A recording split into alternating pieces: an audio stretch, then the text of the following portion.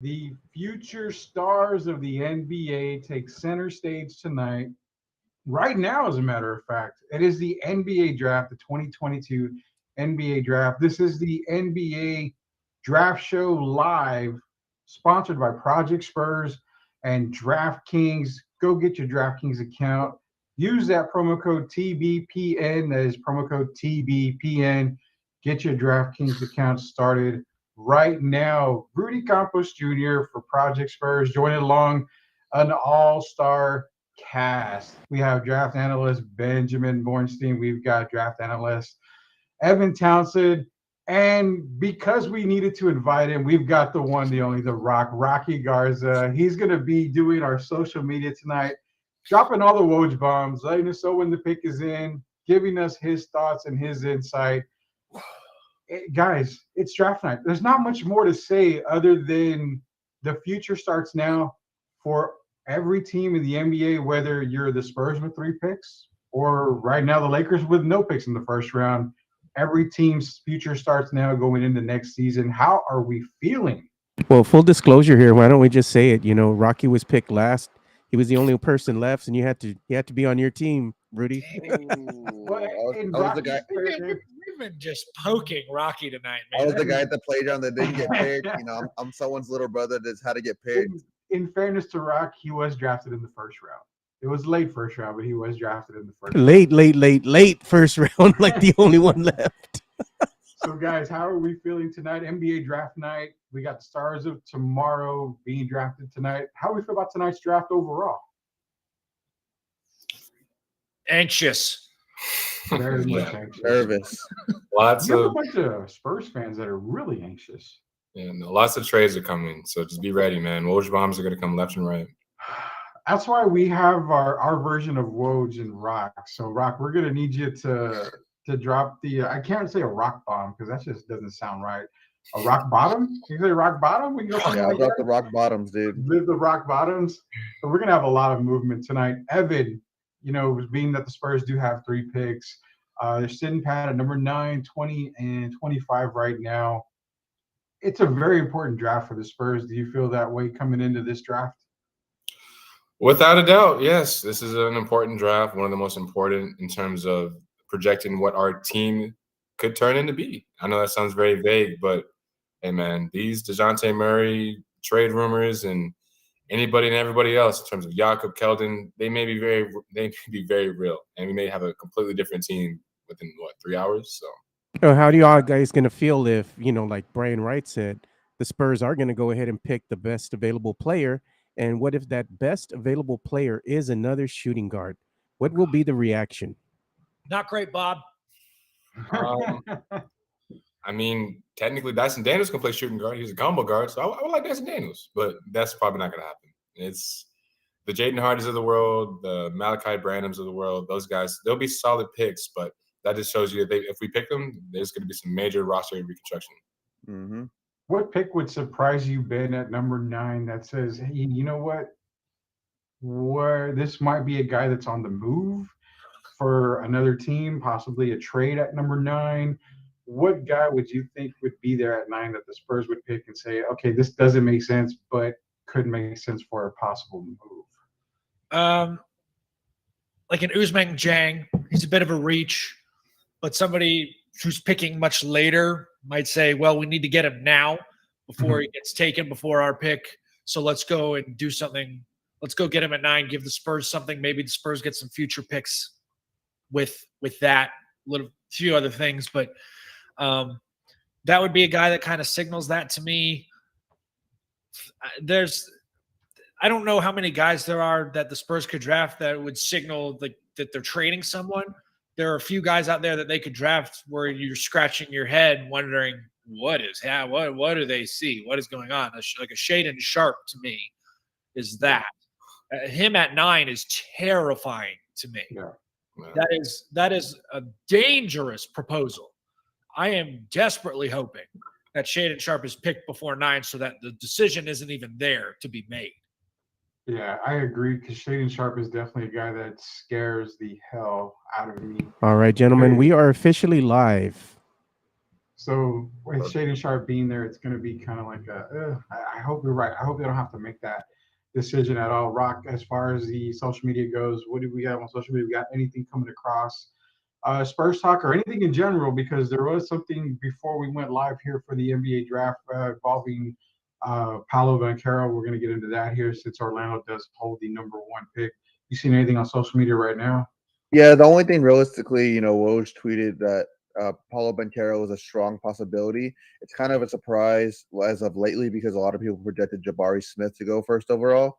But even before the draft, is kind of odd to me because a lot of people thought Paulo was the best player in this class.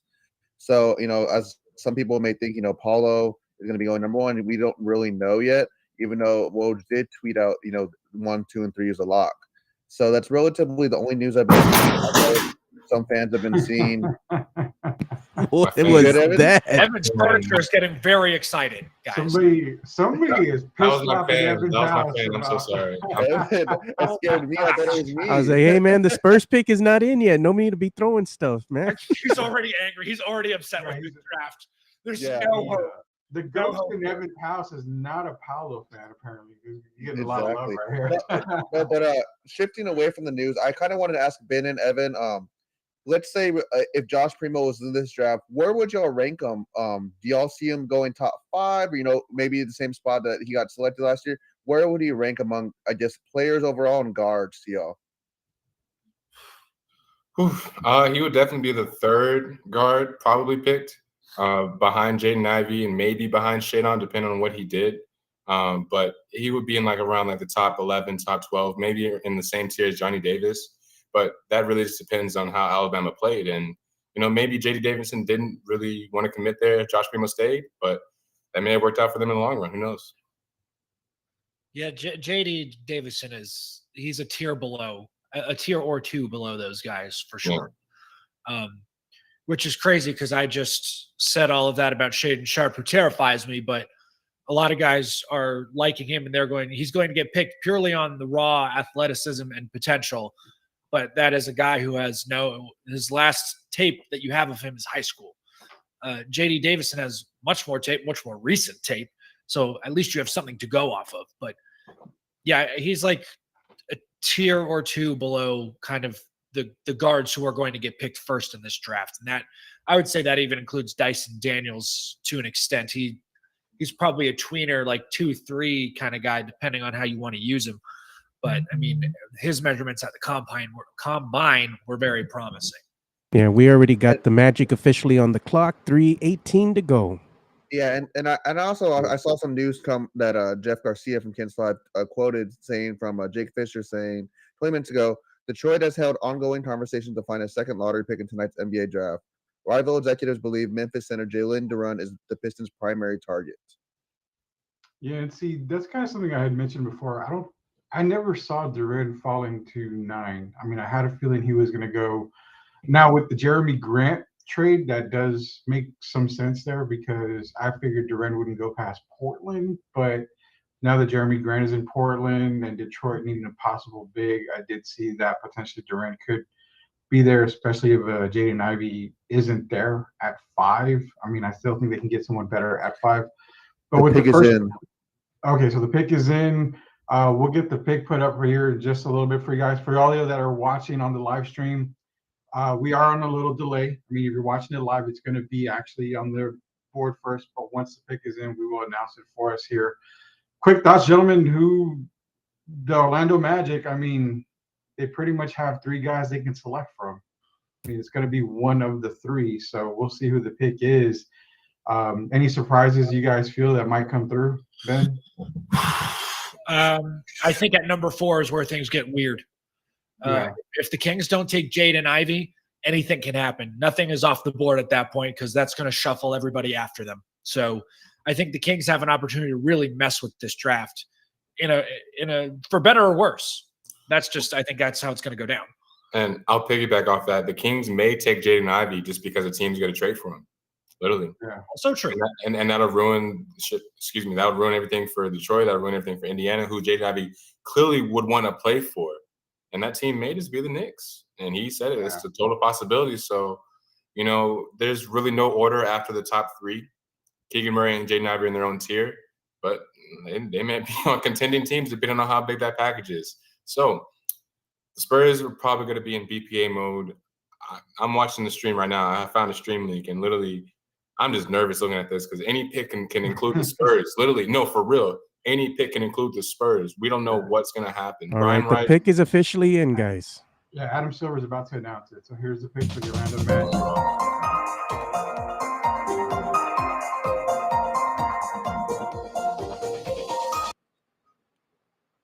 So the pick is in. Adam Silver has announced that the number one pick of this year's NBA draft is one Paolo Banchero out of Duke.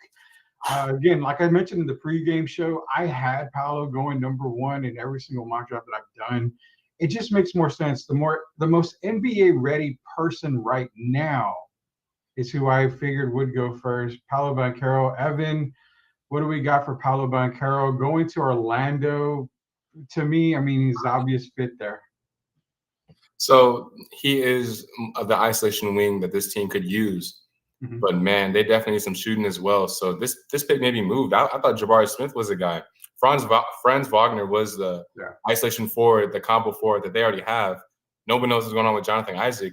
Paolo Banchero is the best player, but, man, this is a good pick. Don't get me wrong, but this pick maybe moved. Trust me. I don't know that the Magic are going to move picks unless somebody really gives them something, just because they really the only time they moved a number one pick immediately was the Chris Webber pick to get Penny Hardaway, and they got a trove of picks for that. Teams are not as dumb as they used to be, hopefully. So I don't know if that gets moved, because Banchero is still a guy that Orlando needs. He can play kind of 4 or 5. He's going to give you offense, and he's decent enough on defense that he won't hurt you there. So it's possible he gets moved, but I'm thinking they are making the pick with every intention of keeping him. That's my gut. For sure. I think it is definitely one that's going to be kept there. The question I had on Banchero, the only concern I had was the cramping, man. I mean, we saw the cramping throughout the college season. He missed 2 important games, one against Kentucky, one against Gonzaga. Is that going to be a problem in an 82-game NBA season? With an NBA training staff, I imagine not. They have a lot more resources. The only thing I don't like is that ESPN just put up a graphic comparing him to Michael Beasley, who flamed out fairly quickly. So not a big fan of that. No. Also, not sure it's terribly accurate. Well, not even because of the lefty-righty thing, but because he's not quite as smooth as Michael Beasley was. But he is, and he might be a better shooter than Michael Beasley was when he was coming out of K-State. But I'll tell you what, man, Paolo Banchero looks like he could step into a video game room right now, and he's already got the suit on to do all the motion graphics. What is with the chains? I saw chains, all the players wearing chains that are gifts. Yeah. I guarantee you that all my assets and everything I've got wouldn't even get me one of those chains at all. I think my house wouldn't even cover one of those chains, Rudy. The Richard Millie's, the bust down chains. Y'all saw Paolo's chin, right? PB. Yeah. Bro, what? Yeah. In the diamonds on the suit? Come on, man. Yeah. Hey, Rock, on social media, as far as Paolo Banchero goes, what are you seeing as far as Paolo Banchero only? And don't be ruining anybody other picks, man. I'm not gonna ruin anything, man. If you see anything, no, I saw some Spurs fans tweet. One select fan put, "I wish the Spurs would have tanked and got Paolo. What could have been, perfect." A lot of people are saying that Paolo's the best player in this draft, and it's a good pick by them. I saw Kins 5 Tom Petrini put a little meme with Paolo and had a little guy with Italian flags on it. It's kind of funny to me, but. Everyone relatively thinks it's a good pick. But my question I was going to ask Ben and Evan is, why do y'all feel that he was the best player of the draft? Like, what's the difference between his skill set compared to Jabari's and Chet's? Like, what does he bring to a team better besides those two? Well, he's an attacking forward. He's a combination forward. Yeah, Ben, you saw it. I saw it too. Literally, yeah, no, I saw it too. Okay. Sorry, go on. I'm in dismay right now. Literally, I'll explain Paolo the best I can. He's basically a mesh of like Carmelo Anthony mixed with like Detroit Blake Griffin. And that could be the best of Detroit Blake Griffin or the worst of Blake Griffin.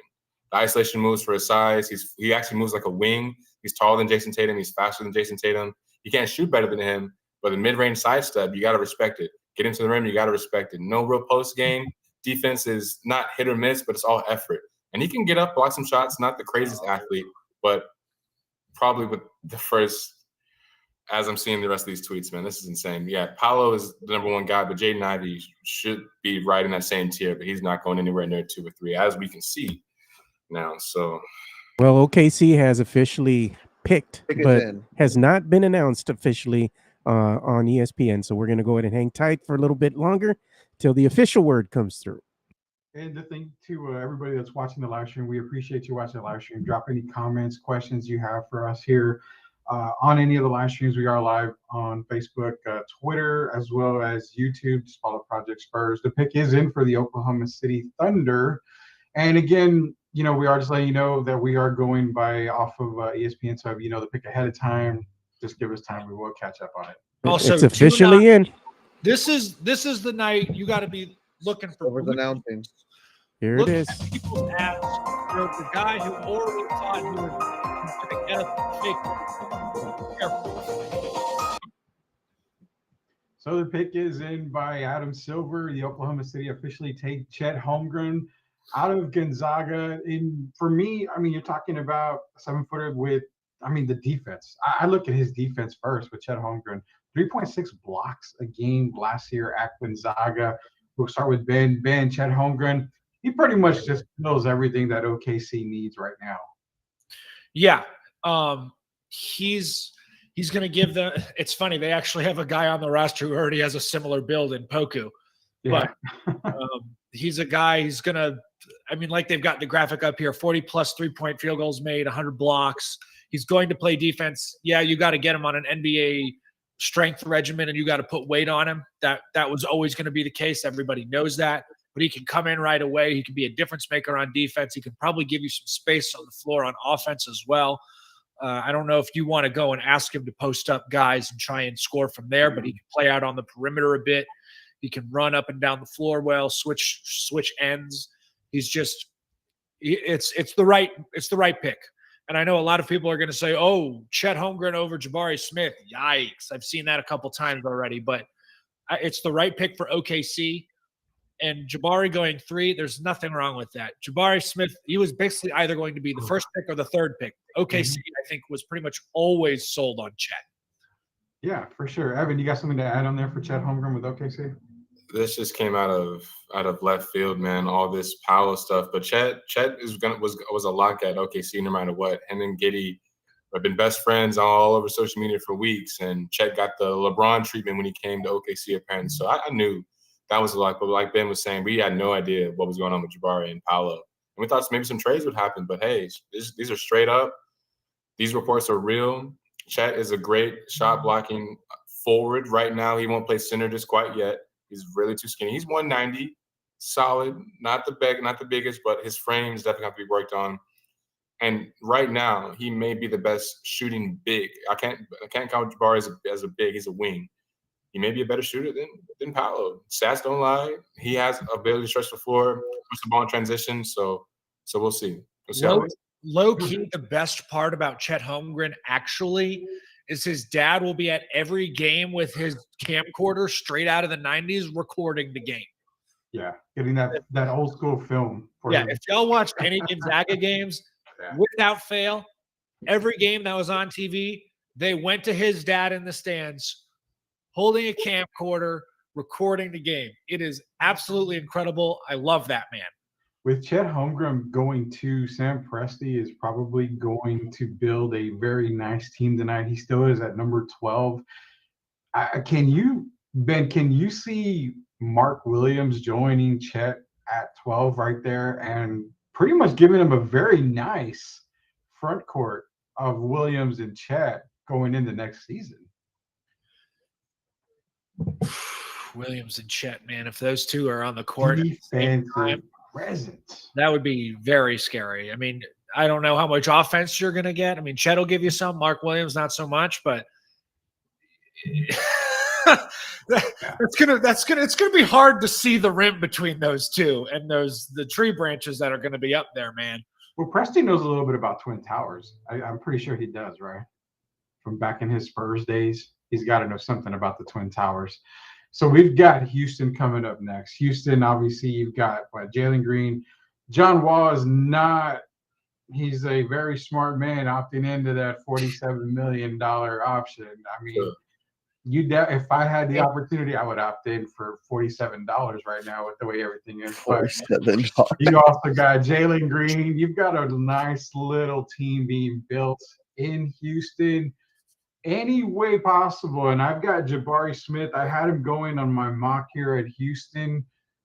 Any possible way we see anybody besides Jabari go? Because I'm going to be real, guys. I'm going to be real.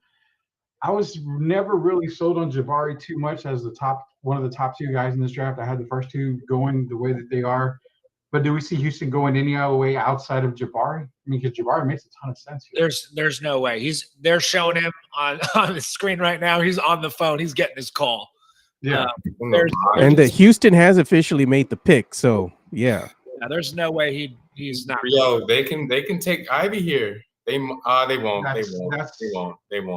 That's something. But that alone, this is gonna look like a boneheaded play potentially right now. I hate to say that, but Houston taking Jabari? No, Houston taking taking Jabari over Jaden Ivey. That really might hurt him 5-6 years from now. No, dude, no. Jaden Ivey and Jalen Green, neither of them are a point guard, but bro, Jabari may not be a superstar. I'll say that right now. I'm gonna leave my word. Live stream recorded. He may not be a superstar. Jaden Ivey's close to, but damn near. Yeah, on the stream it says pick is in, but I haven't seen Adam Silver come out yet. Yeah, and for everybody that's watching us right now, we greatly appreciate you all watching us, and also give us some love, man. You know, if you're liking everything you're seeing here, make sure you hit the like button, give us some love, subscribe. You know, do the whole bit, man. We greatly appreciate it. I'm gonna need a new fan. Yeah, also, man. So that as well. We'll have another button next time, so they can go ahead and show us some love with money. I need you to keep track of how many times Jay Billis says wingspan, because I'm going to have to go back and I'm going to have to play that drinking game after the draft. Every time he says wingspan, you got to take a shot. Adam Silver is at the podium right now, guys. The pick is in, so here we go. Usa. Jabari Smith, there we go. We ride. Here we go. The pick is officially in.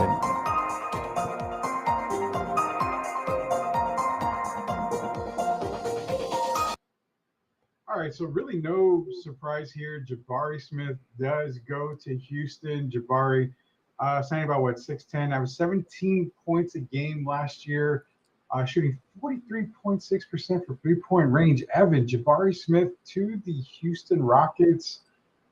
I mean, for a young team, adding another young guy like this, you kind of said what I was kind of saying earlier.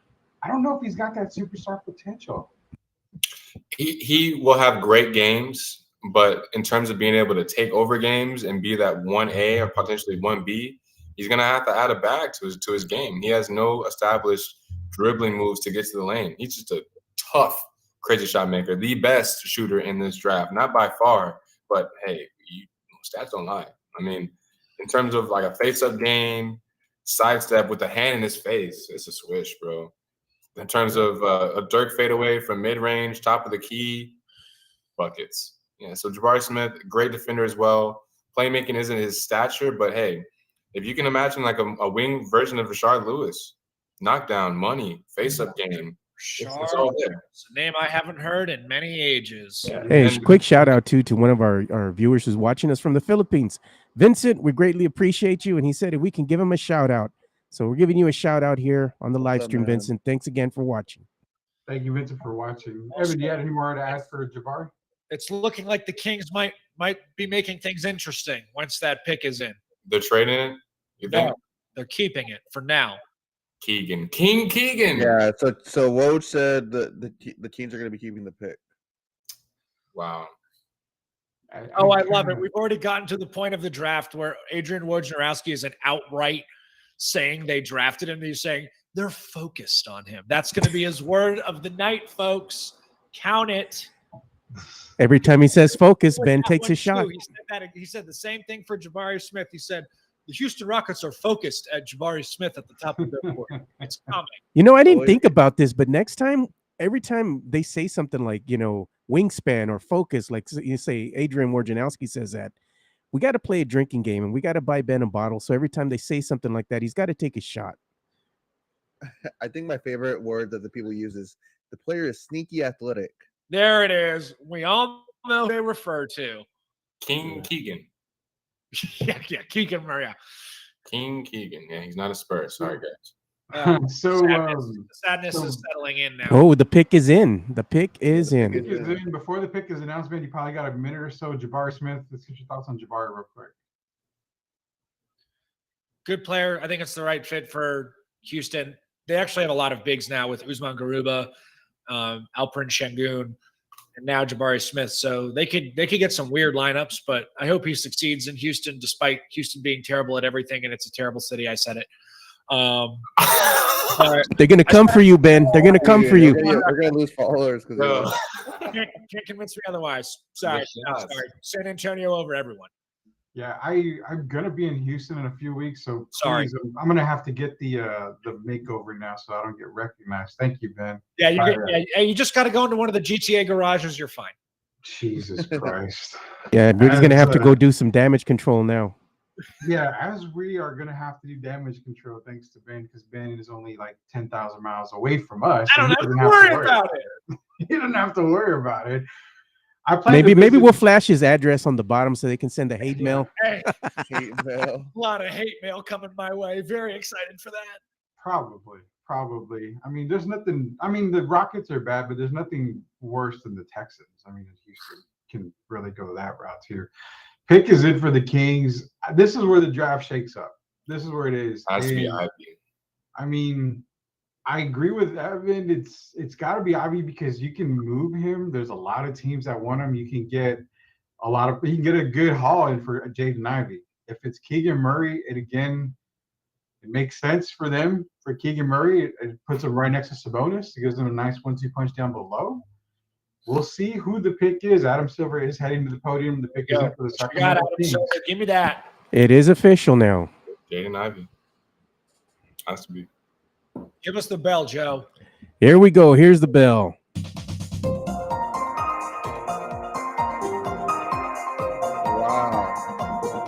Wow. So Jaden seems to be getting what he wants and is Tell me not that. going to Sacramento.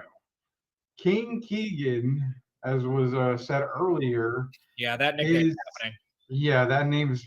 We should probably get that on Trademark. or something and start selling it, trademark it, and everything. Keegan Murray, Spurs fans' dreams are crushed because they were hoping Keegan would be a Spur. He's going to be a King, going right next to the Sabonis out in Sacramento. So we'll see what happens with Ivy after this pick.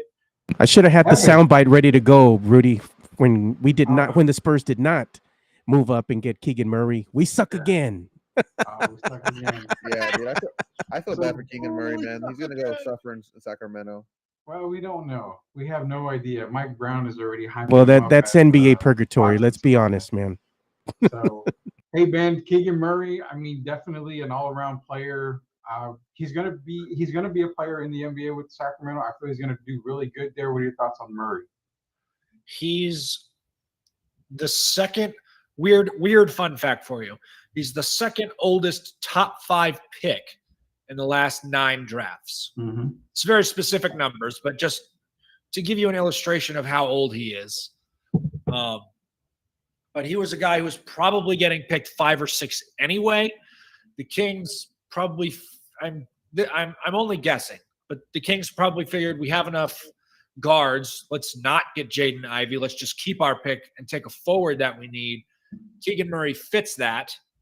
Is a really good player. I mean, right now they're comparing him to Pascal Siakam. I don't know if he's quite there, but Murray That's a reach, Ben. That's a reach. It's It a reach. It's really, yeah, it's the really way, not.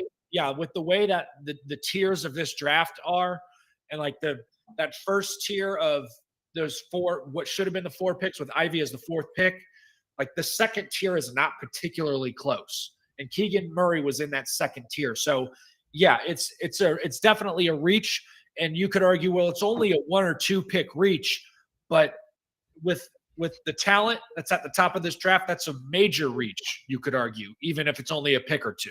Pistons are officially on the clock. That should be concerning. Hey, Evan, I want to run this by you, man. Keegan Murray going at number 4, and it's a good possibility. Is this a potential possibility that we see him moved by the end of the night? No, Keegan Murray had one of the best workouts with the Kings and actually wanted to be a King. Keegan Murray is a humble, very, very mature kid. And being one of the oldest and having a defined game, he's more of a wing than a forward, but he's in a forward's body, and he can finish at the rim. Not a real isolation threat, but he's going to need to be set up to score. He's going to need off-ball movement to score. He's going to need to cut to the basket to score, transition, get some mismatches. The Danny Granger, Tobias Harris comparisons make sense if that was a mesh, which is why the Pascal Siakam comparison I never heard before actually Ben just made. That's pretty spot on because he looks like he's a 3. He's not that strong, but he's a 6'10", burly, solid defender. And at the end of the day, like he's a pretty dual. I don't want to say dual forward. What that is that the dual forward is a leader of the initiator, the prime Julius Randle in the bubble, LeBron as a Cav. These are prime. You live and die by them. He's not that just quite yet. Yeah, and the reason why I asked is because it's not for Spurs reasons right here, but another team that was really trying to get into that 4th position to grab a Murray was the Indiana Pacers. And they were rumored to try to get in there to force so they can grab Keegan Murray. But now that Sacramento has Keegan, we're seeing the Pacers draft at 6. That's why I kind of thought, well, maybe at 6 they would pick a person for Sacramento. Then you've got your Chris Webber, Anthony Hardaway player swap type thing. But you're right. I mean, Keegan staying in Sacramento would make a whole lot of sense. He fits in there. Great player. Going to be a good one for the Kings. Detroit is on the clock, and I'm pretty sure the pick's going to be in here any minute. In about 10 seconds, the pick will be in. So pretty much, Detroit didn't have to do nothing to get the player that they truly want. Yeah, it's probably a good fit for them. I mean, they were blessed. Yeah, that's going to be an exciting backcourt, man. Friend of the show, Derek Gervin, who's a Detroit native, was blasting me all week saying the Pistons have to do anything and everything to get Jaden Ivey. Well, Derek, it looks like it's probably going to happen and they didn't have to do anything, including win, which they haven't done much of lately. So Jaden Ivey should be this pick. Any type of surprise, Ben, that we might see? Could we see Jaden fall again, possibly? Jaden Ivey is not falling any more picks, I don't think. No, I can't. I think the Pistons have to take him. They just have to. That's their area, right? He's a Big Ten guy, Purdue, essentially in their backyard. I mean, I'm sure they saw him play Michigan a bunch of times, Michigan State a bunch of times. And he has Detroit ties. His mom used to play for the Shark. His dad was a Lion, or his granddad, uncle, I forgot. It doesn't matter at this point. We're done talking about him. Yeah. We're done talking about these prospects after the day. Hallelujah! It feels like I literally just passed my final for school. Literally, I've been doing this for the past 6 months. Some Spurs fans are saying Jeremy Sochan at number 9. Sochan, yeah. Sochan. The pick is in. Adam Silver's going up. Here we go. Here we go. Same here. Is this actually moving a little quicker than Facts. Knock on wood. Knock on wood. This 6th pick is interesting. All right, so one of the most explosive guys in the draft, probably the most explosive guy right now, Jaden Ivey, goes to Detroit. Basically, hometown guy going home, and Detroit got everything they wanted here. Jaden Ivey, 17.2 points per game, shooting 37% from 3-point range from Purdue. Great athleticism, ball handling, great perimeter shooter. He can score. He's a very good interior scorer. Evan, Jaden Ivey, Detroit Pistons. Cade Cunningham has to be smiling from ear to ear right now. Facts. Yeah. So Cade Cunningham has his running mate. He finally has I want to say a combo guard. Jaden Ivey's more line just a hybrid guard, just a guard that's no defined game. He is the Donovan Mitchell. He is the prime Dwayne Wade. He can get to his spot, Euro step. Literally, like, I want you to imagine this. I said this on multiple podcasts. Kate Cunningham maybe with the screen maybe has like a tough Matisse Thybulle, Jaylen Brown guarding him, right? Let's get a screen, right? Get in the lane, put 2 feet in the lane, kick out to Jaden Ivey, pump fake, same shebang, go into the paint. You're not stopping both of those. He's either gonna rise on you or it's gonna be a slip down to maybe even DeAndre Ayton. If it's not Isaiah Stewart, this team can get very, very, very, very, very scary very quick. Kate Cunningham, the best point guard next to Jaden Ivey, because he's not the best on defense, but he'll guard the one. He's 6'4". Kate Cunningham's taller than the damn center. He's 6'8", 6'9", with his hair. So listen, right now, anybody from Miles Bridges, DeAndre Ayton, they're just like, man, I could be the 1B, 1A team potentially, and let everyone just grow. We're all young. Yeah, before I get Ben's full breakdown on Jaden Ivey, Ben, I have a question for you when it comes to Jaden. This is the only thing that really scared me, his defense. He's got to improve so much on his defense. And for some games at Purdue, we did see him when he was playing. He lacked a lot of concentration on the defensive end of the ball. Is that something that you can definitely see him improving heading into the NBA? Yeah, that's definitely something he has to improve on. He gambles a lot. He tries to play passing lanes a little too often, and he gets caught sometimes. So he'll get his hand out there, and you get backdoored. Yeah, that happened to him often. So he's just got to be more disciplined about it, because he's kind of looking to get that steal and take off and just explode and rip that rim. So that's literally exactly. just like he will punish the rim when given the opportunity, and he loves doing it. He is super explosive. He might be the most explosive player in this draft as far as going off 2 feet, going off by far. Yeah, by far. I mean, you could argue, Shaedon Sharpe has the vertical, but again, we haven't seen him in games. We don't know what it looks like. But Jaden Ivey, stupid explosive. Mm-hmm. Yeah. His quick first step is unstoppable. Like if you can stop that, he'll find someone. He has a playmaking ability to find someone in the corner and to keep the play alive. So yeah, just needs to establish a mid-range game. That's really it. That is it. Defense will come together. Everything else is there. And like Ben said, if he doesn't finish at the rim and dunk on you, up and under, finesse, Kyrie bag. He's got a great layup. And literally, yeah. So it's official. The Indiana Pacers, the pick is in. We're just waiting for the official word. So this is where shit gets real. This is where shit gets real. What is social media saying on the first 5 picks? You got anything out there? I mean, Spurs fans are. I had a tweet from Eric Salinas. He was saying that there's still some solid prospects still on the board. Tom Petrini put Jaden Ivey just balling, hugging his family this night is so beautiful, man. But I mean, I'm not trying to ruin the pick, but I got it. I said that the Pacers are locked in on a guy. They already got their pick in. Yeah, we'll see who that pick solid is. Picking to me, but we'll see when it goes live to the audience. But I really like that Jaden Ivey pick. I mean, I saw him kill UT and break my heart at the end, and I was very mad UT lost to Purdue that game. But at least you're happy that Arch is going to UT, right? Welcome. Yeah. Adam Silver is at the podium. We'll see you in the SEC, Ben. We'll see you in the SEC. Yeah, in 3 years. So it looks we'll like see you in the SEC, and we'll have some Georgia. it looks like Spurs fans' hearts have been broken once again. So the pick is officially in. Trump, right? Trump, right? Yes, Trump.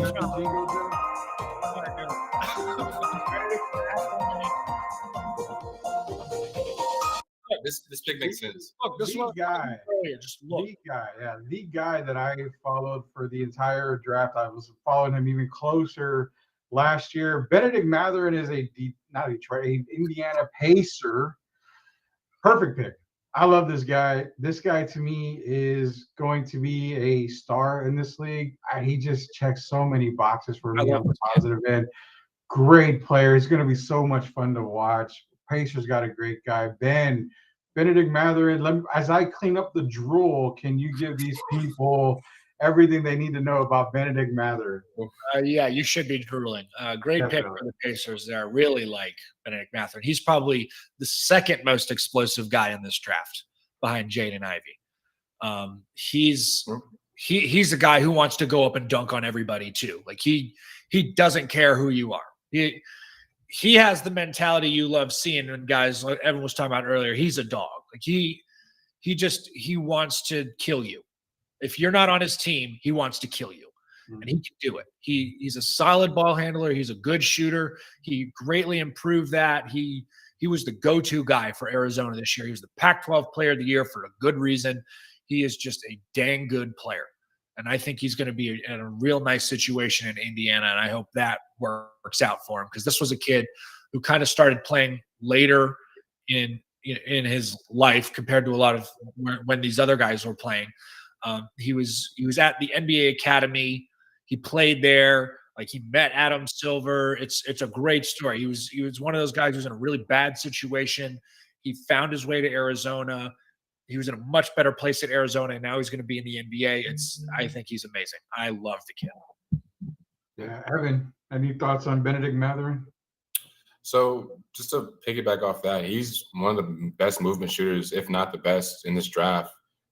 No real definition to his game. He's more than a 3-and-D wing, which he was coming into the combine last year. And he defined his game, got stronger.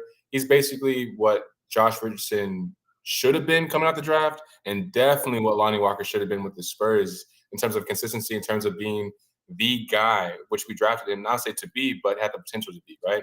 So Benedict Mathurin, like Ben said, he's going to find his way in the lane, stop and pop, movement shots off the dribble, all that's there. But here's the thing. He may not be a star in this league.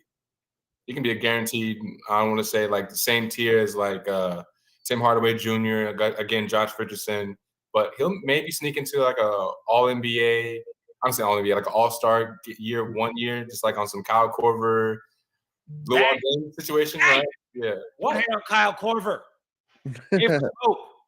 Shout out to your Atlanta Hawks, Navy and Red, right? The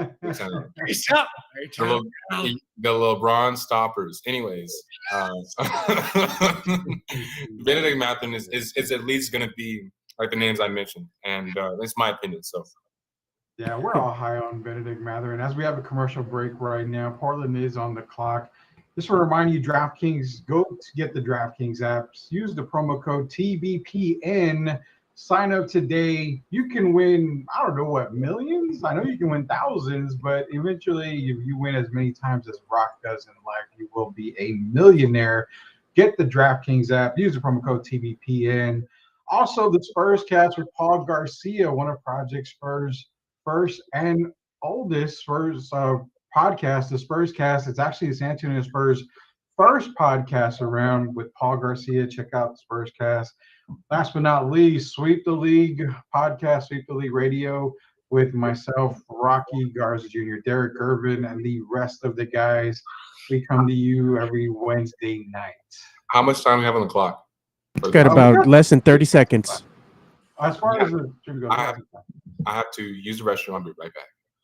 Yeah, and not only cool, man. Hey, and also it's a good time to remind the fans who are watching us from all over the world, giving us a lot of love too from the Philippines. If you're liking this stream, make sure you give us some love.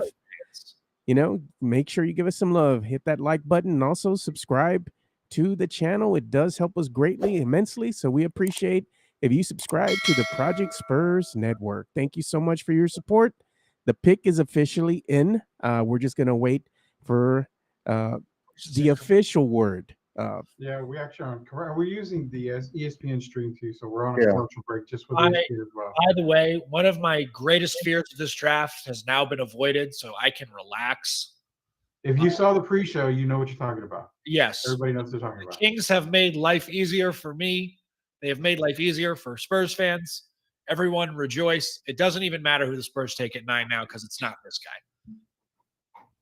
It's not Walker Kessler. While we have a break, Kessler got taken before 9. Rocky, I would wear all of the short shorts you ever wanted. Stop. Wow. That's how confident I am that Walker Kessler will not get taken at 9. You never know, dude. Maybe people will think he's the next big thing, Walker Kessler is a. I'm just kidding. I know Walker Kessler is late first round, but not first round, early solid lottery. No, I mean, Definitely not. So the pick is in. Portland is making the pick. I think I have an idea who it might be. Adam Silver is at the podium. Joe, let's get the jingle. The pick is in.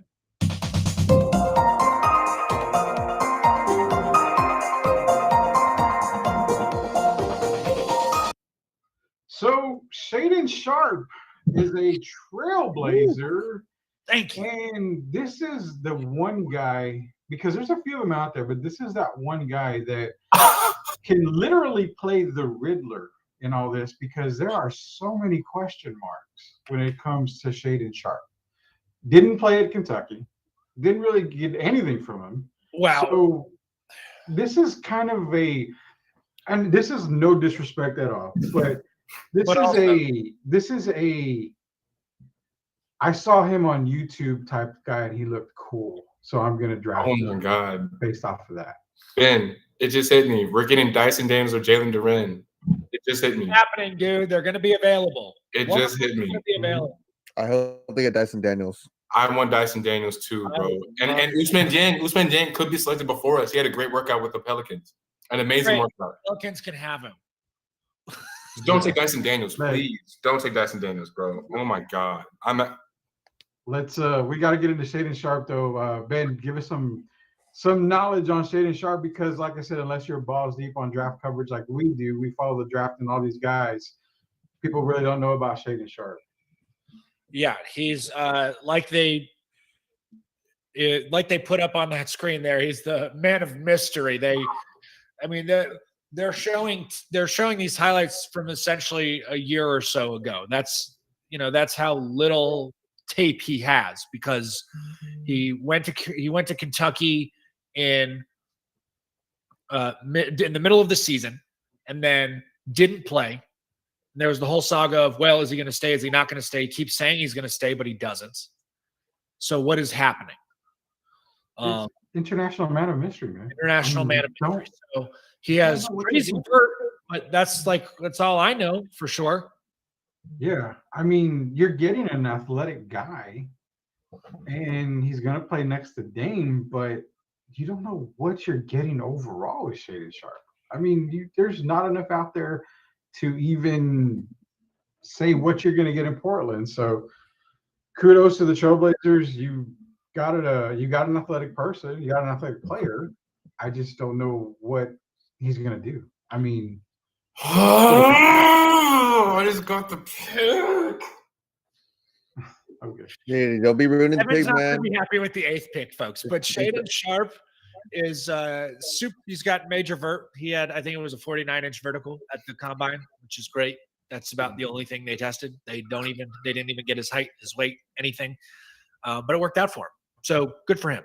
I think actually the most telling thing here is that I don't think John Calipari is anywhere to be seen, despite Shaedon Sharpe being at Kentucky last year. So that might give you some hints as to how some people think about him. This is your own inferences, folks. And I know this is a terrible thing as far as Shaedon Sharpe goes, but it has that feel of an Anthony Bennett type thing. Like, well, at least he wasn't taken first overall. He doesn't have sleep apnea, so he has that going for him. He does. But you're getting go ahead. I was gonna say I got a tweet from Jake Fisher saying sources say the Knicks are still in pursuit of acquiring Jaden Ivey, even after Detroit select the Purdue combo guard. Bornstein quoted him saying those hopes could hinge on whether Jalen Duren is still on the board at number 11. Ooh. Well, to tell you guys, man, I'm feeling a little bit nervous now. The pick is officially in. Jalen Duren could possibly fall out the top 12. The Knicks are locked in on Mo Bamba and Mitchell Robinson. Washington doesn't need another. I mean, do they? Could they? Maybe.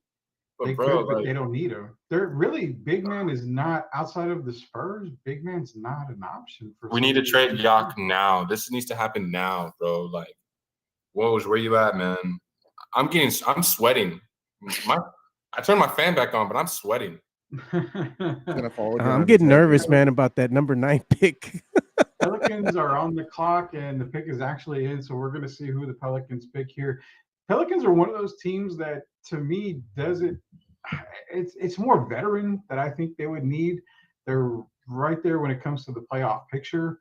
You can get a young I'm guy turning off here, my phone. nice young guard, but For your health, Evan. For your health. I'm yeah, turning off my that's, phone, bro. Yeah, Evan, don't look at your phone. I'll give you the updates. Yeah, well, the Rock is here for you, man. oh yeah, that's I'm- why. I can't do this, bro. They're taking Usman Jiang if they're not taking Jalen Duran. And I've been the highest on both from the get-go. But let me tell you, bro, we need to make trades. Like, we cannot just – there's better options besides just taking these guys. There's trades available. Now, would y'all be for moving down, trading down? All right, hold on, Rock, 1 second. I'm sorry, yeah, pick is in. get the jingle up. Start pick? Pick is in. Spurs pick? No, Pelicans. I already know what it is. So I'm so mad right now, bro. This dude is going to be killing our division for years. A guy that's going to be playing right next to CJ McCollum, Dyson Daniels of the Ignite, 11.3 points per game. Shot 25.5% for three-point range, but his on-the-ball defense is stellar. Hustler. He's a playmaker. He really is a playmaker. Dyson Daniels. Evan, give us some background on Dyson Daniels to the Pelicans. Seems like it's going to be a really good pick for them. Dyson Daniels is a perfect fit for New Orleans, and I was scared because I thought that some way, somehow, he could slip to the Spurs, and that would be the perfect fit for us. Knowing with DeJounte Murray and me not wanting to be here. Listen, Dyson Daniels is a mix of Josh Giddey and Lonzo Ball. He is a ball-moving point guard. He's not even a solidified point guard. He's a 1 through 3 on offense and defense. He's a versatile playmaker. This dude is not a play initiator, right? But he'll find the guys when you least expect him and hit you right where you need him. He'll Jokic touchdown passes from cross court. The Luka dimes behind the back. Not only is all that there, but it's all well defined. His IQ is so high. Float game is there. Off the dribble, movement shooting, not really 3-point. Me and Ben talked about this for a while. It was not only shaky, but it looked like he was like a wet dog out there getting the ball. He would get it, and it would be a little off-centered, and he would literally like try and rotate the ball real quick. And you don't have time to do that. You know what I'm saying? In high school, maybe, but like it's a lot that he has to define, but it's really not a lot because hey, on many spaces, I said this. Imagine this going against this. We got trounced by New Orleans Pelicans team last year. We're not getting much better, it looks like, right? Imagine them with Dyson Daniels. CJ, I need you to get hot. Brandon Ingram, give me 25 points. Zion, welcome back. Lop it off the glass. Jonas Valanciunas is a center that is the most disrespected center in this league. Herbert Jones, Troy Murphy, dude. Jose Alvarado, they're 9 deep already, and they're all young. Yeah, it's not for a sure. Now, this isn't news for the Spurs, so don't freak out, Evan. But James Edward III said the Pistons are keeping Jaden Ivey despite several attempts from the rival team to acquire him. Do it. You have to. You have to. Oh yeah. 100%. Less than 2 minutes for the Spurs to finally make their selection, Yeah. and I'm feeling nervous. Over there. My phone is off and over there. Feeling nervous. Don't look at it. Don't look at it. We'll see who the pick is for the Spurs. Best available right now, Spurs. gentlemen, I gotta say is they say it's Jalen Duren, and if the Spurs go with the best available pick at number 9, they're saying it could be Jalen Duren. So we'll go ahead and see. Actually, We'll see. Then, as far as jumping on the Dyson Daniels bandwagon, can you give us a little bit more insight on Dyson Daniels and your point? Yeah, tall, point forward, really smooth athlete, plays. I mean, he's another ball handler, initiator. Like Evan said, the shot was shaky. I think it improved as the season went on, and he played with more confidence, which is a good sight. It also, his role may also not have been fair with G League Ignite at the beginning, but they said we're going to keep playing you. We're going to keep giving you the minutes. Don't worry about it. Just play. And his confidence grew from there. And I think you saw that really in the second half of the season for the G League Ignite team. And if shooting is going to be the swing skill for him. Otherwise, he's a decent enough defender. He's long, solid athlete. I mean, it's a nice pick. And a lot of people would argue that, he fell to 8. A lot of people had him as maybe the 5th best player on their draft boards. Yeah. So a good pick for the Pelicans. Evan kind of alluded to it. The rich get richer a bit, and assuming Zion comes back and he's able to play at full strength or at full tilt, it's a really good team. And it's Yeah, you didn't even mention Herb Jones. because Yeah, I that's was a guy insane. who was super high on Herbert Jones last year and would have loved the Spurs to get him at some point. And they didn't pull the trigger on it. But he was great for them in his rookie season. We're about 25 seconds away from the Spurs officially making their pick. Dude, successful, man. So the Spurs pick is coming up. This is the hometown team, obviously, Project Spurs. Real quick, DraftKings, get that app. Use the promo code TBPN.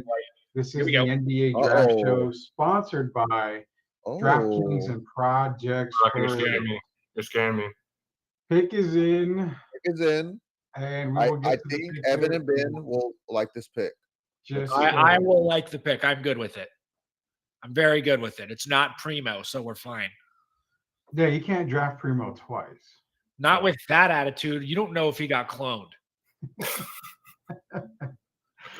Oh my God! What's the pick, man? Tell me. You never I know. Hey, dude, just look live. Watch Seeing live. what I've seen so far, this okay, might Evan, appease comment. Spurs Be okay. fans. It's Jalen Duren. No. No, it's Walker Kessler. Stop! You can't do that to him. That's not fair. It's not fair to Walker. I would leave. Evan, I'm all right. All right. I would leave. No, bro. I personally think this is a really good pick by them. I'm not going to root it for I you like or the audience. So It's a guy we've been talking about, Evan. It's okay. Sochan. Yeah.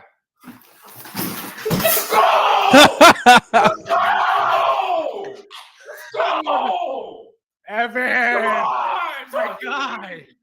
Talk to me! Oh my Talk to God. me! I told y'all! Let's go! I think by the reaction, it's time to cue up the rave music when we finally reveal the pick. Yeah, I think Evan's gonna be okay. Oh my God, he is reacting strong. Oh yeah, This is on TikTok. it's gonna be a good. I guess it's gonna be a good live video. We're gonna We have a power forward. This. We have the small ball 5! Let's go. I'm sorry. There we go. I like the Are you emotion. gonna I be like the okay? emotion. I'm so much better now. Okay. I'm so much better now. Where's my water? He's gonna be calling people, give me my money right now. God. I was so nervous.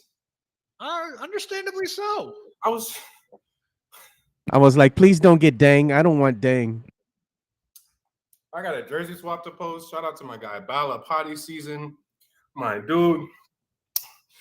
So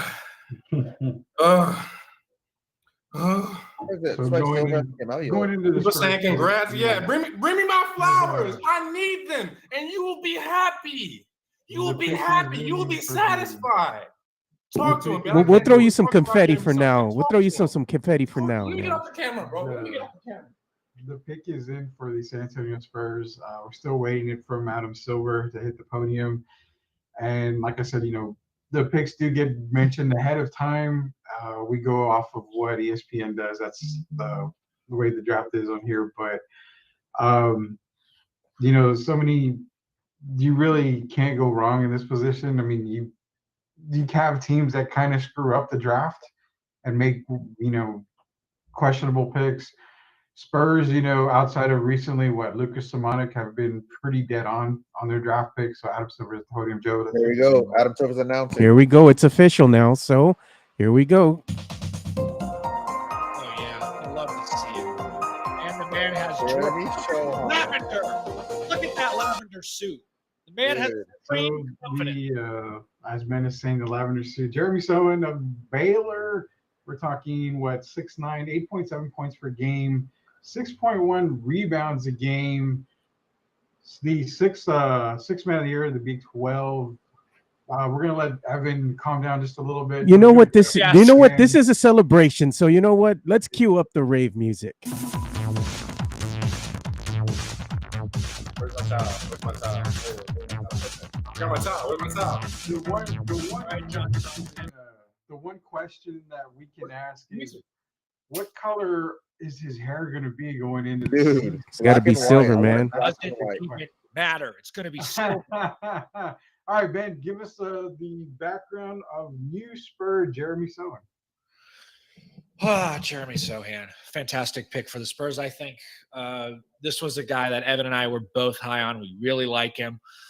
Really good feel, basketball IQ, kind of a classic Spurs guy, really. If you think about it, he's a man of the world, a citizen of the world, as he's described himself. He's lived in a few different countries, came over to Baylor, played really well for them. Like Rudy mentioned, 6th man of the year in the Big 12, not easy to do. Really good defender, methodical. I think it's a good fit. I think you can certainly argue is the best player available. I know Jay Billis had Jalen Duren as the best player available, but there are a lot of guys who probably had Sochan as that. So, not a reach by any means. I think it's just smart, just a smart pick. There's nothing wrong with that pick. You just have to make sure that you get him in the gym with Chip and shoot the ball and work on his mechanics. Everything else is great. Shooting shouldn't be a problem for him to develop. We've seen the likes of Kawhi Leonard improve his shot, with Chip England. Tony Parker is another one that's improved his shot with Chip England. Pretty much everybody that comes to San Antonio, if you've got a shooting deficiency, you're going to be shooting the ball hella good once you've worked with Chip. Coming down from Cloud 9, Evan, let me give you all the glory here, man. You got the microphone. Do what you got to do, brother. Jeremy Sochan is the answer. Jeremy Sochan is the only forward in this draft that reminds me of forwards back in the 2010s. He is the old style, I wouldn't say modern forward, but a forward that fits in today's game. He can play a small ball 5. He can push the ball in transition. He could be a roll man in the pick and roll. He can be an initiator in the pick and roll. This man will be able to find anybody in any spot in the Spurs system once he learns how to be patient. Now, Ben said his shot, it's bad. 59% from free throw. You're a 6th man of the year. You're super confident. You have all the variety in your hair. You got all the coolest Kobe's on. Why are you shooting 59% from free throw, big fella? Get to the gym. Let's work on your shot. The 3 ball is gonna fall eventually. How long will it take? Who knows? Chip, you got some work cut out for you.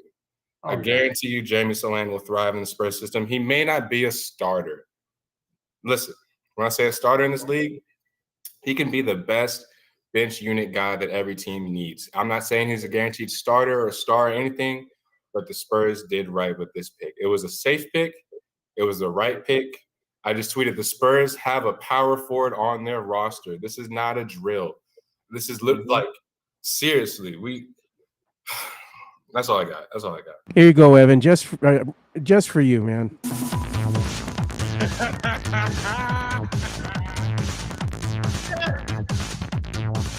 Yeah, it seems like a lot of Spurs fans are like Evan.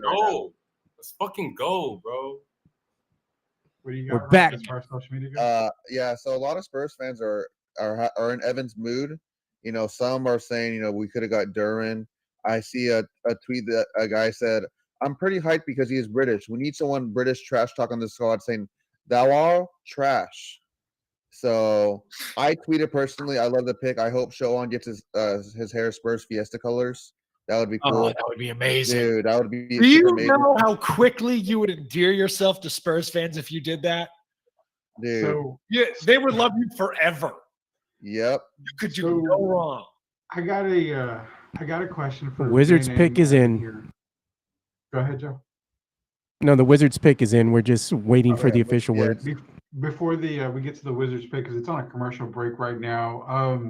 Jeremy Sochan, this is kind of a serious thing because a lot of people were hurt by this guy, but it has the same feel. I'm going to mention a name. Oh boy. And Here we go. I'm going to throw it out there because he reminds me so much of him coming in. That's one Kawhi Leonard. Defensive minded, didn't have the scoring, but developed it. I was actually going to say more athletic Boris Diaw. Ooh, I love Possibly, that. yeah. Possibly, yeah. I like that too. Doesn't eat as many croissants, pastries, but Oh, I don't know if anybody can. I know I used to be able to. I want to ask all y'all. Do y'all think if Duren is still there, the Spurs are going to definitely trade up just to snag him? If they can get Duren, how hype would y'all be if they could get Duren and Sochan? that would be pretty amazing. I think. Yeah. That would be an A+. Bro, what? How is that, bro? what is the Washington pick, right? And no trades have been made. No, yeah, that's actually pretty wild. A lot of people thought we'd have something by now. Yeah. What the fuck? This is insane. We'll see. The Wizards pick is in. We're waiting for Adam Silver to get to the podium. There He's it is, probably my boy. on his way right now. I don't really see Washington. Silver's coming out right now. Yeah, I don't see them going anything fancy here. I think it's going to be a safe thing. I have no idea who it can be, but I don't think they pick it. I figured it would be. Yeah, Johnny Davis out of Wisconsin. I mean, safe, good pick for them. I mean, defense. His on-the-ball defense is really good. You know, the guy is a tremendous player. Ben going to Johnny Davis, pairing him up with supposedly Bradley Beal if he sticks around. What are you feeling on this Washington Wizards? I think that's nice for the Wizards. Because they may end up playing the season without Bradley Beal. I mean, he could be on the move. So Johnny Davis, a great replacement for him. I think it's a really smart pick for them.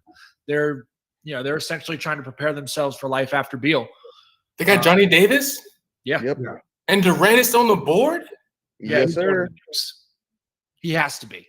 Knicks are getting what they want. Knicks are mad, bro. Knicks wanted Johnny Davis so bad. I was talking to so many Knicks fans about this, man. There's no Benedict. There's no Shadon. There's no Johnny.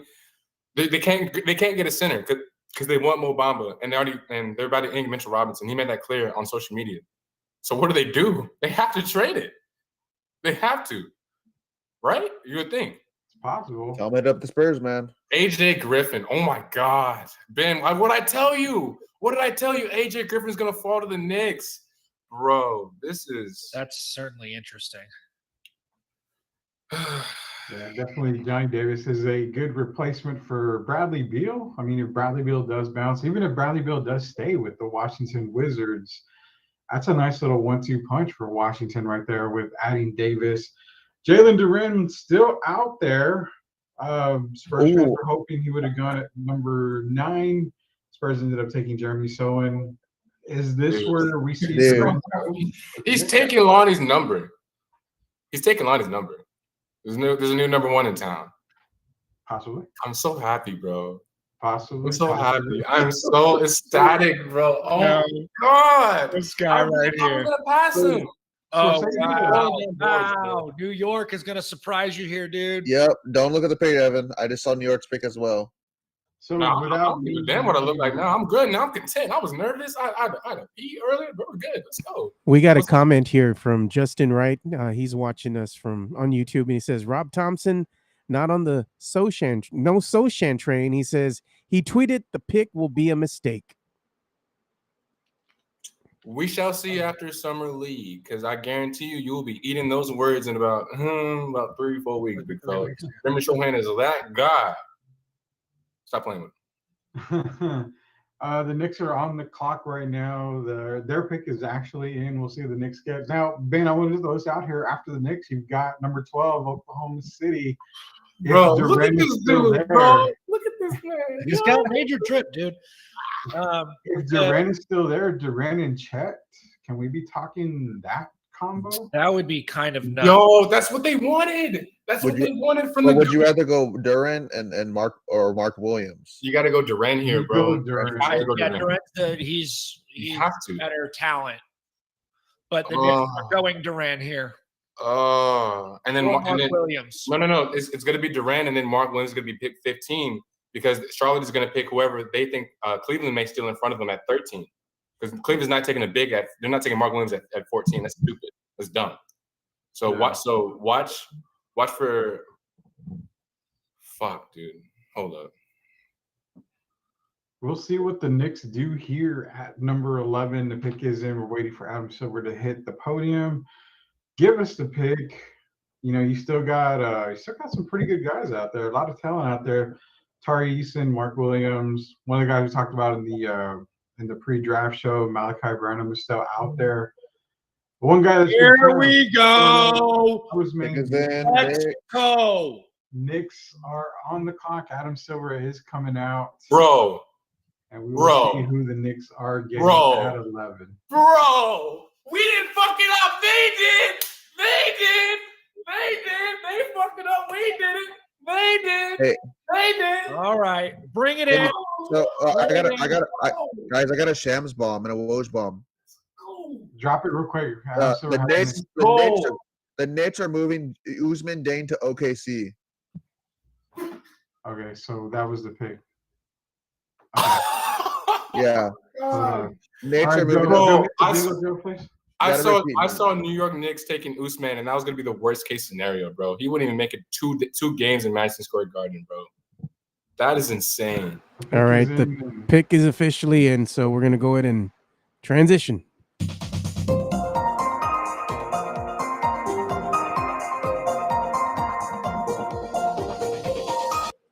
All right, so the New York Knicks at 11 end up taking Usman Deng, one guy that's been going up draft charts recently, actually, out of Paris, France. Ben, as far as Usman Deng goes, again, Rock did drop a Woj bomb saying that Usman Deng will be on his way to Oklahoma City. Rock, before we get to Ben, do you have details on that, or is it just saying? Yeah, it just says the Woj said the Thunder will send multiple first-round picks to New York per source. He didn't go into detail yet. I mean, I think it's going to come out. So then the Oklahoma City technically still has the next pick as well. Okay. Assuming that's what they traded for. Yeah.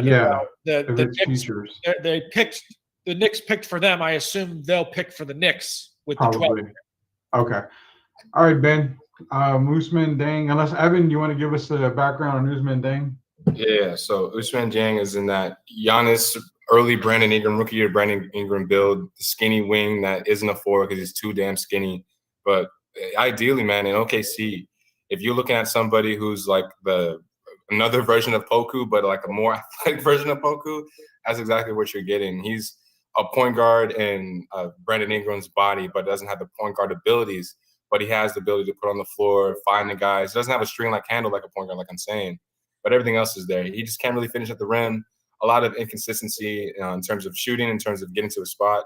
But once he's comfortable, once he's hot, once the other side is literally just, I don't want to say quitting on the game, but once he sees that he has an advantage, he will attack it and he will create some chaos. And he literally jumped 30, 40 spots over the past month and a half, 2 months. This dude before the NBL season was like in the 50s, second round, barely first round grade. I was getting killed on the timeline for saying he's still in the lottery. But hey, that's just what it is. Here we are. All right, Ben. Usman Deng.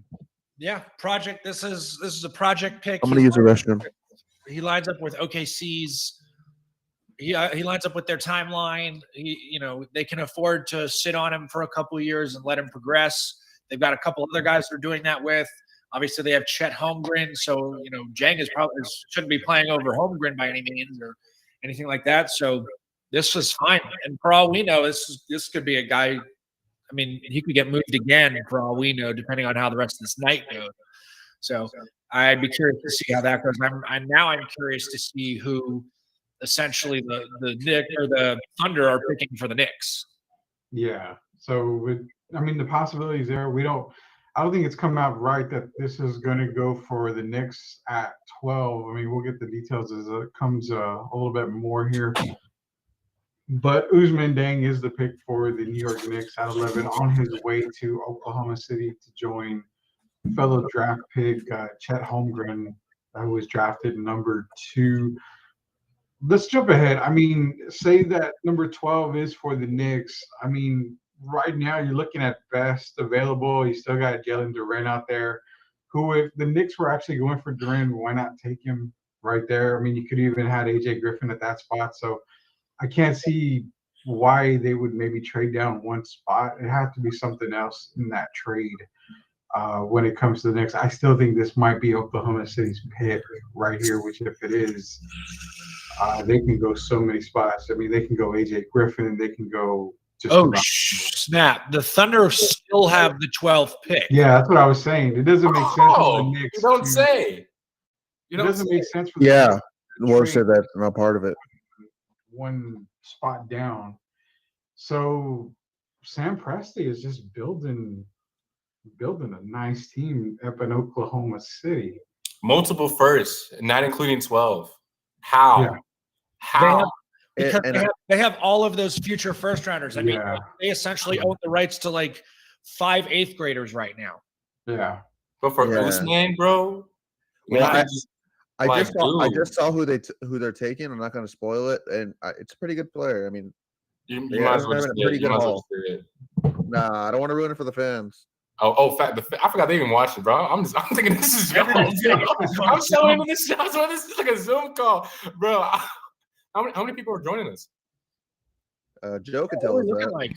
Right now, we got about 26. We had more, but as soon as that Spurs pick came in, everybody fell off. Hey, I'm out. by all means, hey, it's all good. The pick is in. I'm gonna throw. There was a Spurs fan favorite out there, Tari Eason. I mean, Yeah. He's gone. No. I'm saying I was possibly about to say, He's available. dropping to 20 is the likelihood. Almost. I'm still kind of surprised Durant's still there, man. It's Move up, man. Durant, Yeah, I don't know. That's kind of terrifying.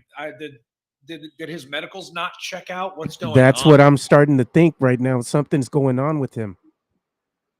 Yeah, I mean, there's something with Durant still there. I mean, who knows, man? I mean, you're looking at now Oklahoma City potentially. I mean, you go with Usman Dang, they could go Durant right here. I mean, it's possibly they go Durant, pair him up with Chet Holmgren, let Usman Dang develop a little bit more. I mean, Oklahoma City is just building a team right now up there in Thunderland. After them, you've got the Charlotte Hornets, which was a team that I said could possibly be one to watch.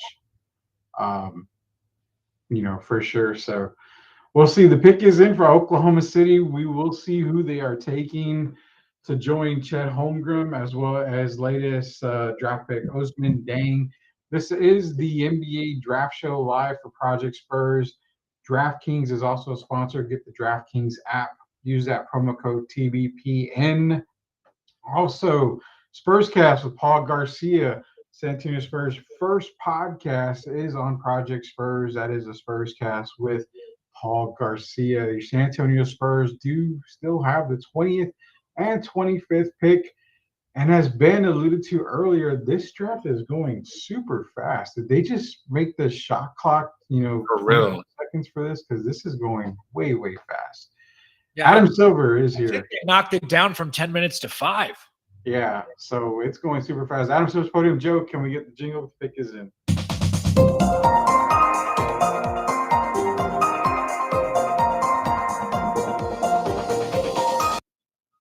So we've got a guard going to Oklahoma City. Jalen Williams out of Santa Clara. Yep.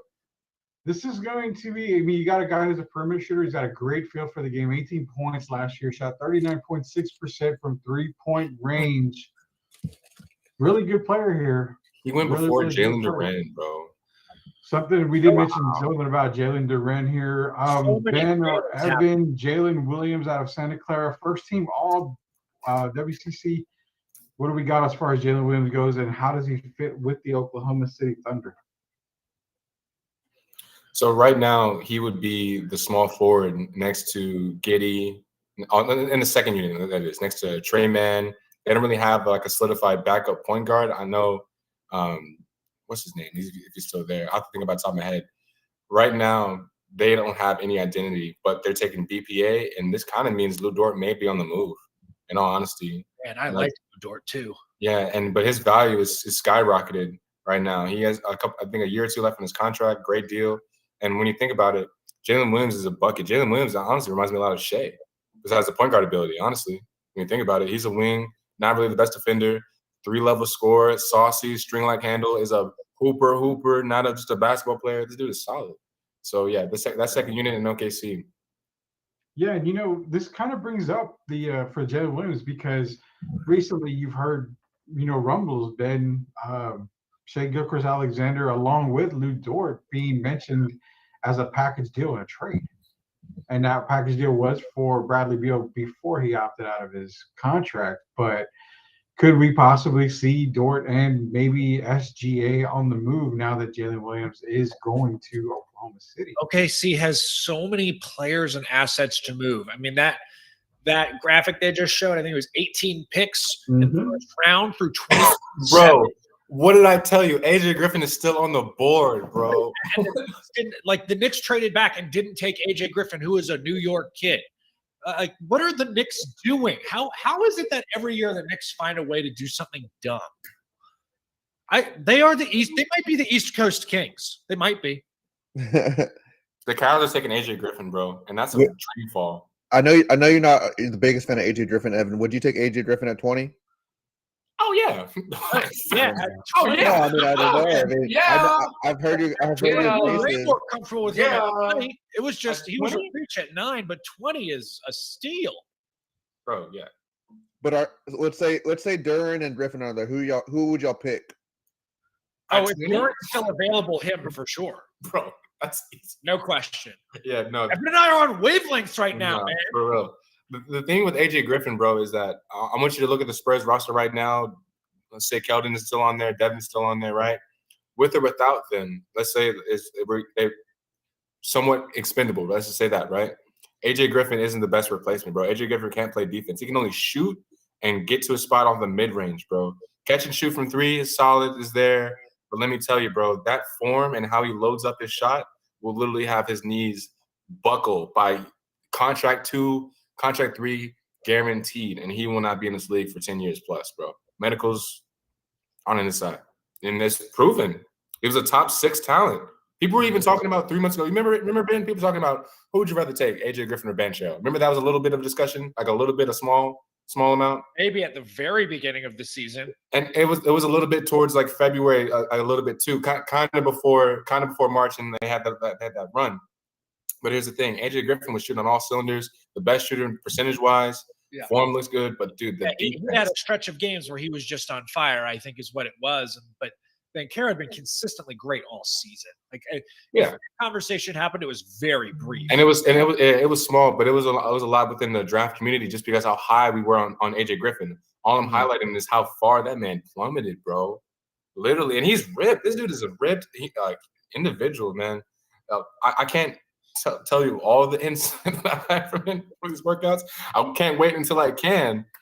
But man, these people are slandering this man. He's a great kid all around, but you can't play defense. One of our viewers that's watching did say that there's still some bigs available, and I know that you like your big men over here, Evan.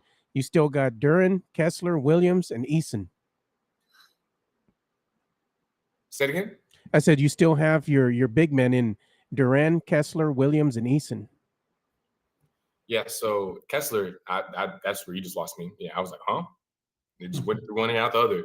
Eason is a dreams pickup in this situation. I don't see them trading up. I know that they may be displeasing to hear, but they'll take whoever's at 20 for them. I can see that happening. Maybe they trade up with 38, but that's it.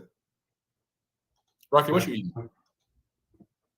The bean and cheese. I thought he was eating another paleta. He's the paleta boy, man. So we've got Charlotte at 13. I'm telling you, man, when we have that Project Spurs group meeting, I'm going to wear a shirt that has that picture of you eating that paleta. Dude. I'm going to give it to everybody. I hope you do, man. I mean, I'll sign it. There you go. You're famous now. Charlotte on the clock right now. We're talking the first person that comes to mind with Charlotte is you've got to get that replacement, I think, for Mason Plumlee. So this could be where we see maybe Jalen Duren go right here. Filling that void that I think they need to fill at the big man spot. I mean, they have PJ Washington, you got Miles Bridges, Mason Plumlee's another one, but I think with Jalen Duren being more athletic, I like the way he would fit with Rozier and LaMelo Ball. Now with Gordon Hayward possibly on the move, could we see a small forward go here as well? I mean, you've got Tari Eason. I mean, AJ Griffin could be another viable option here when it comes to Charlotte because of the uncertainty for Gordon Hayward. Ben, do we see Agbaji go right here from Kansas? I mean, pick is officially in. Yeah, the pick's in. The Hornets traded. They got it.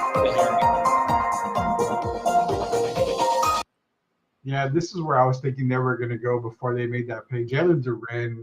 I mean, it makes total sense. I got a Shams bomb. What's that? Hornets traded Jalen Duren to the Knicks. Oh!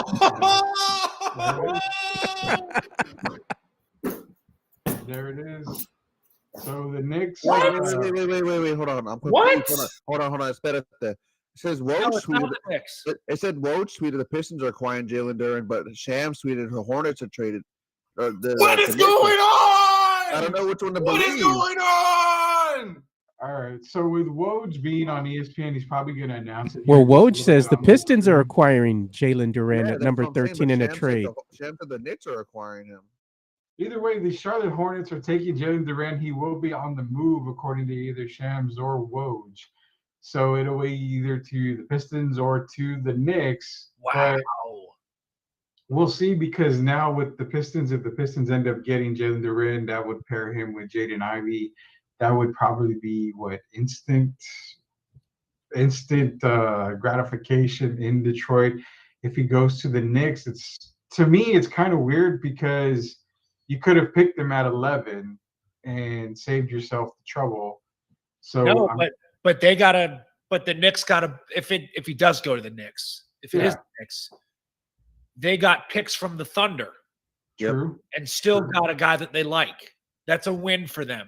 Granted, we don't know what is Yeah, we required don't, to bring back know to yet. the team, but they might have made out well here. Depending on who it is, if it's the Pistons, we don't know what's going on. Yeah, we'll try to get confirmation on that. Jalen Duren, guys, whether he goes to Detroit, whether he goes to the Knicks, whether he stays in Charlotte, and these bombs are nothing but bad farts in the air, what do we feel on Jalen Duren? He makes sense wherever he goes. He fell. He was a top 10 player in a lot of people's mock drafts. A lot of experts had him in the top 10, falling to 13. How are we feeling about Duren wherever he ends up? This is insane, bro. This man is being passed around. I'm not gonna say like you know what, but Jesus Christ, dude, this is what. So what? We don't even know what's going on. No, because I mean, people think it's the Pistons, and then Some people are saying it might be a three-way trade. Well, this is ridiculous. Yeah, we're still trying to figure out exactly where Jalen Duren's going. I figured Woj would have came on already, knowing that it's a trade going to be happening. I figured Woj would have been on the ESPN feed by now and had said. So we're waiting to hear on that. But Jalen Duren, yeah, I mean, the center guy that Spurs fans were pleading for, looks like he's going to be on the move, drafted at number 13 to Charlotte. Cleveland is on the clock right now. The biggest question for Cleveland is obviously Colin Sexton. So this is kind of one of those picks that you may see get traded, or they may keep it. Yeah, I still haven't been announced. I know Jake Fisher put, to be honest, I don't know where Darren is going, but like Jake said, it could be a three-team trade. So I don't, like you said, Rudy, I'm surprised, Woj hasn't came out and said who it's going to be. Yeah. What is going on? Whoa, another Shams bomb. Good Lord, what is happening? What is that? Oh, Shams bomb. Knicks is trading Kemba Walker to Detroit. Pish posh. Pish Pish posh. posh, he says. Pish posh. Kemba Walker. Oh, I was fucking. He's a backup point guard at this point, right? So the Knicks acquired Jalen Duren and moved him with Kemba Walker to the Pistons. Wow. Do we know who for? It doesn't say. Shams just said sources said that's it. It doesn't go details. Also, this guy, all right, somebody said, so the number 14 pick is in, but to say that this guy is a forward is a bit ridiculous. That's besides the point. You know what's crazy? We are probably going to be the worst team in the Southwest Division after tonight. Reality. We'll see. We Draft ain't definitely over, homie. still got 2 more picks to go at 20 and 25 for the San Antonio Spurs. Right now, Cleveland is on the clock. The Colin Sexton thing, that's kind of still up in the air. You still have Darius Garland, Evan Mobley, Jared Allen, one of my favorite, most underrated players in the league. I mean, he doesn't get enough love as much as you still have Larry Markin in there. Small forward makes sense. AJ Griffin right here. would probably make sense for the Cleveland Cavaliers. Could see him going to Cleveland. Outside of that, I mean, really for Cleveland, I almost think it can just be a plug and play type thing. If you're worried about losing Colin Sexton, you've got Malachi Branham is there. You could reach for somebody in this position, which I don't think Pick they is would, officially but in. We'll see who it is. Adam Silver is on the clock. Bro, Woj is fumbling the bag, bro.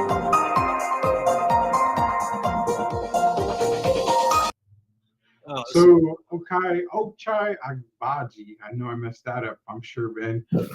Getting drafted to the Cleveland Cavaliers, 6'6", 215 pounds, out of Kansas.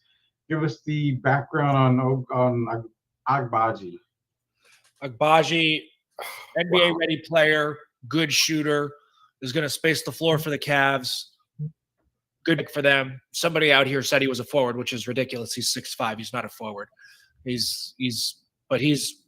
just won a champion. He just helped Kansas win a championship this year. The kid is great. Love watching him play. Also, as you can see here, great athlete, has some nice bounce to him, goes up and gets lobs at 5, which is crazy. Good shooter on the move. And at times, he was the initiator of that offense at Kansas because they relied on him pretty heavily at times. Yeah, and this kind of feels like this might be a goodbye Sexton type thing. It could be. Yeah, kind of has that feel to it, definitely. As far as you got any more word on this trade, this whole Duren mess? The only thing I see from Mark Stein was saying the Pistons are getting Jalen Duren, and the Knicks, more crucially, for free agency matters, are shedding Kemba Walker's salary to Detroit. And then Woj said the Pistons are sending the Hornets the 2025 first-round pick via Milwaukee in the Duren trade. The Detroit got that pick yesterday in the Jeremiah Grant deal. Yeah. So Detroit looking pretty stout right now. Cunningham, Ivy, Duren. Detroit is already winning this draft. Yeah. Like, and then even Kemba Walker. I mean, yeah, he's old. He's not the Kemba Walker we're used to, but I mean, he's definitely a guy that's going to come in and get you some buckets when needed, in spurts. So Detroit, yeah, I agree with Evan. Definitely win the draft. And you know what? You can win all sorts of drafts if you get the DraftKings app. Use promo code TBPN. This draft is sponsored by DraftKings and Project Spurs. Again, go get the app store, grab the DraftKings app, use the promo code, sign up today, promo code TBPN, get your draft started ASAP, get all that money that DraftKings has available to you. I mean, we're looking at, obviously, next right now, we're going back to Charlotte, man. Charlotte taking the Duren, moving Duren. This is kind of an up in the air thing. Could this be another trade possibly by Jordan and the Charlotte Hornets? Again, Gordon Hayward, that was the question coming into this draft for Charlotte. I keep mentioning the guy's name. AJ Griffin is another guy that's there still. That's crazy, bro. Not saying that I'm hoping he fell to 20, but it would be nice. But this makes a lot of sense for Charlotte to look closely at this guy. And who knows, Ben? I mean, they are owned by a former Tar Heel, so does he really hate Duke players? Obviously, right?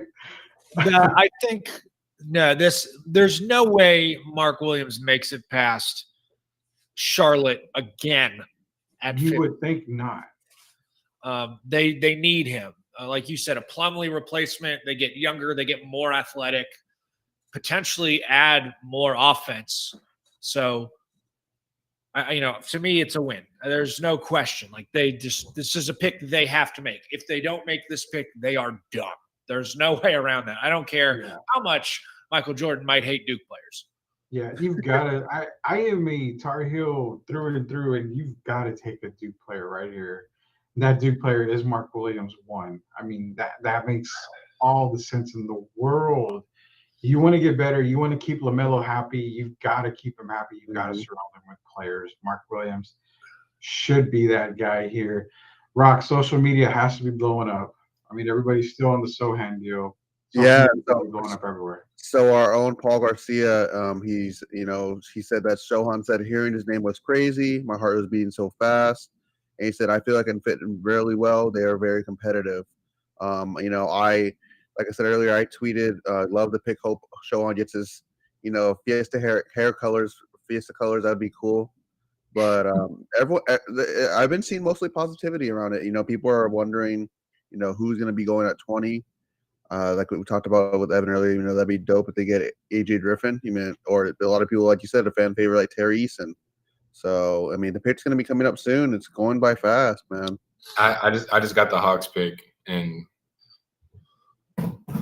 it's good for them. They need it. I'm like, good luck. Good luck. So yeah, I heard they picked up a 6'2" point guard named Rudy Campos. 6'2". I'd have to figure out which convenience store I walked in to be 6'2", because there's no way I'm anywhere near 6'2". Sitting at 15, we're halfway through the draft here. One Charlotte picks. Adam Silver is making his way to the podium. We will see. Will Charlotte listen to Ben and take Mark Williams? If so, Ben, they need to hire you for the front office. Joe, let's get the jingle. They have to. Oh, hold on. I'm still trying to figure out who they got. Here we go. Hold on. Bro, I'm so happy we got Jeremy Sochan still. I'm so happy. Oh, thank you, God. Thank the Lord. Well, I'm about to sip on this. Good pick, man. I wish you would have fell to 20. But there are other guys smiling too. There is, yeah. Pretty here. So I just got a text message from Michael Jordan asking for Ben's contact info. Nice. Definitely, Ben, you will be hired in the front office of the Charlotte Hornets as they go with Mark Williams, center out of Duke.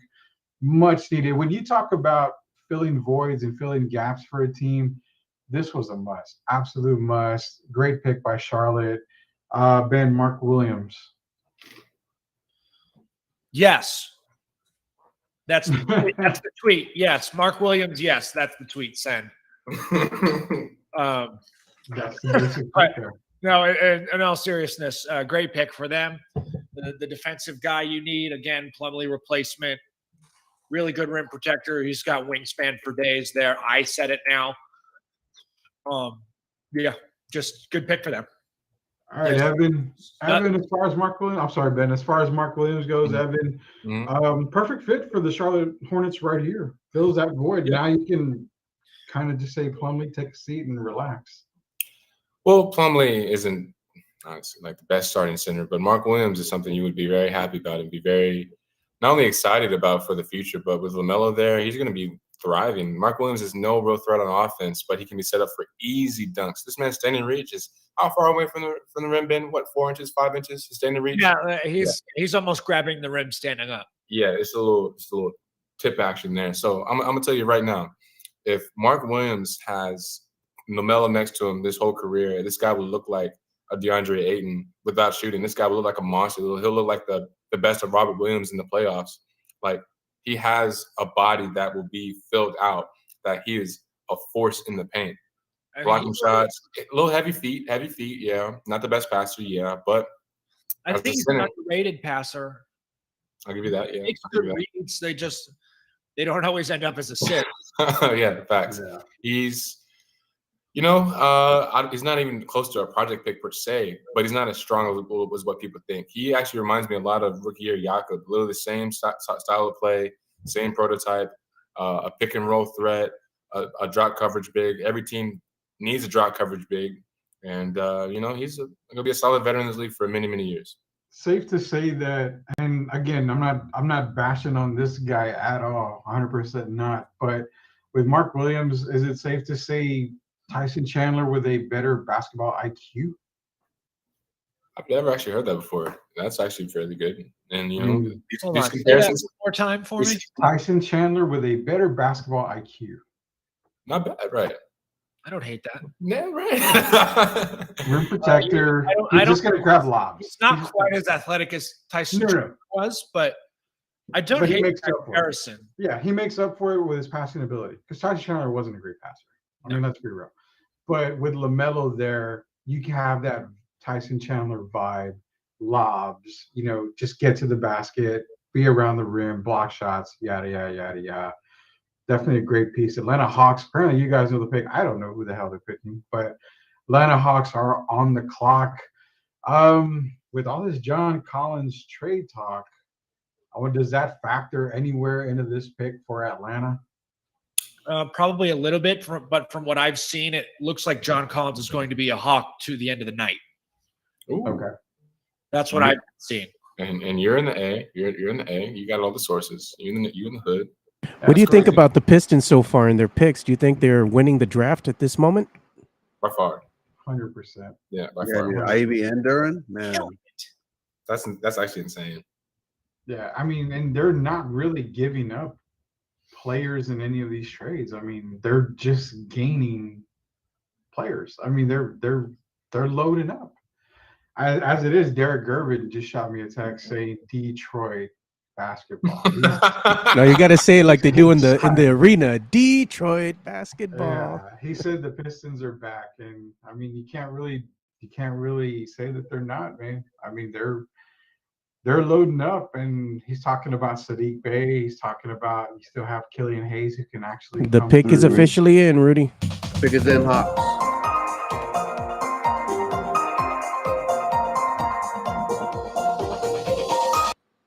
So AJ Griffin back-to-back Duke Blue Devils going at 15 and 16. AJ Griffin is an Atlanta Hawk, small forward out of Duke. Evan, you were pretty high on AJ Griffin. You talked about him a lot. Let's give the fans everything they need to know about AJ Griffin.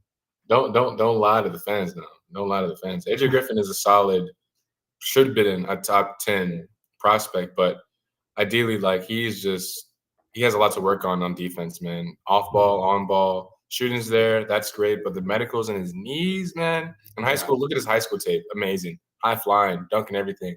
Now, how many dunks at Duke this year? 3, 4? Yeah, nothing crazy. Lost all of his ability to be fluid. Lost all of his ability to take people off the dribble. But besides elbow with him in the chest as they drive. So in terms of what Atlanta really wanted, they probably wanted Jalen Williams. They probably initiated on Jalen Williams. He didn't go there. AJ Griffin fell. They swapped pretty much in a sense, and they got AJ Griffin. They'll be satisfied with him. He doesn't make Bogdan expendable. He doesn't make anybody on this roster more attainable to move in a package. But maybe him and Trae Young, and hopefully not freaking DeJounte Murray. I can get that back for years to come. Hopefully those rumors have been put to sleep. AJ Griffin going to the Hawks. Yeah, that's about right. They need a reliable shooter. Also the Hawks, they haven't played defense. They didn't play defense all season. So, why should they start now? Yeah, well, true that, right? I mean, there's no D in NBA anyway half the time, so it's a scorers league. Houston Rockets at 17. Who are they going to pair with Jabari Smith? Jabari, who did fall, didn't go number 1 after. It might be Marjon. So, could we see Marjon Beach go right here? It's very possible. Yeah. It's possible, but I don't think it's happening. I think Evan would be happy if Marjon reached number 20 with the San Antonio Spurs. He was a guy that a lot of people talked about. And was mentioned also in the pre-show as well by Evan, being there for the San Antonio Spurs possibility there. Would y'all consider Jovic at 20? Absolutely. I don't know. Maybe 25, bro. If you take him at 20, you're passing on a bunch of other great wings that can shoot. And we need shooting bad. We need shooting desperately bad right now, bro.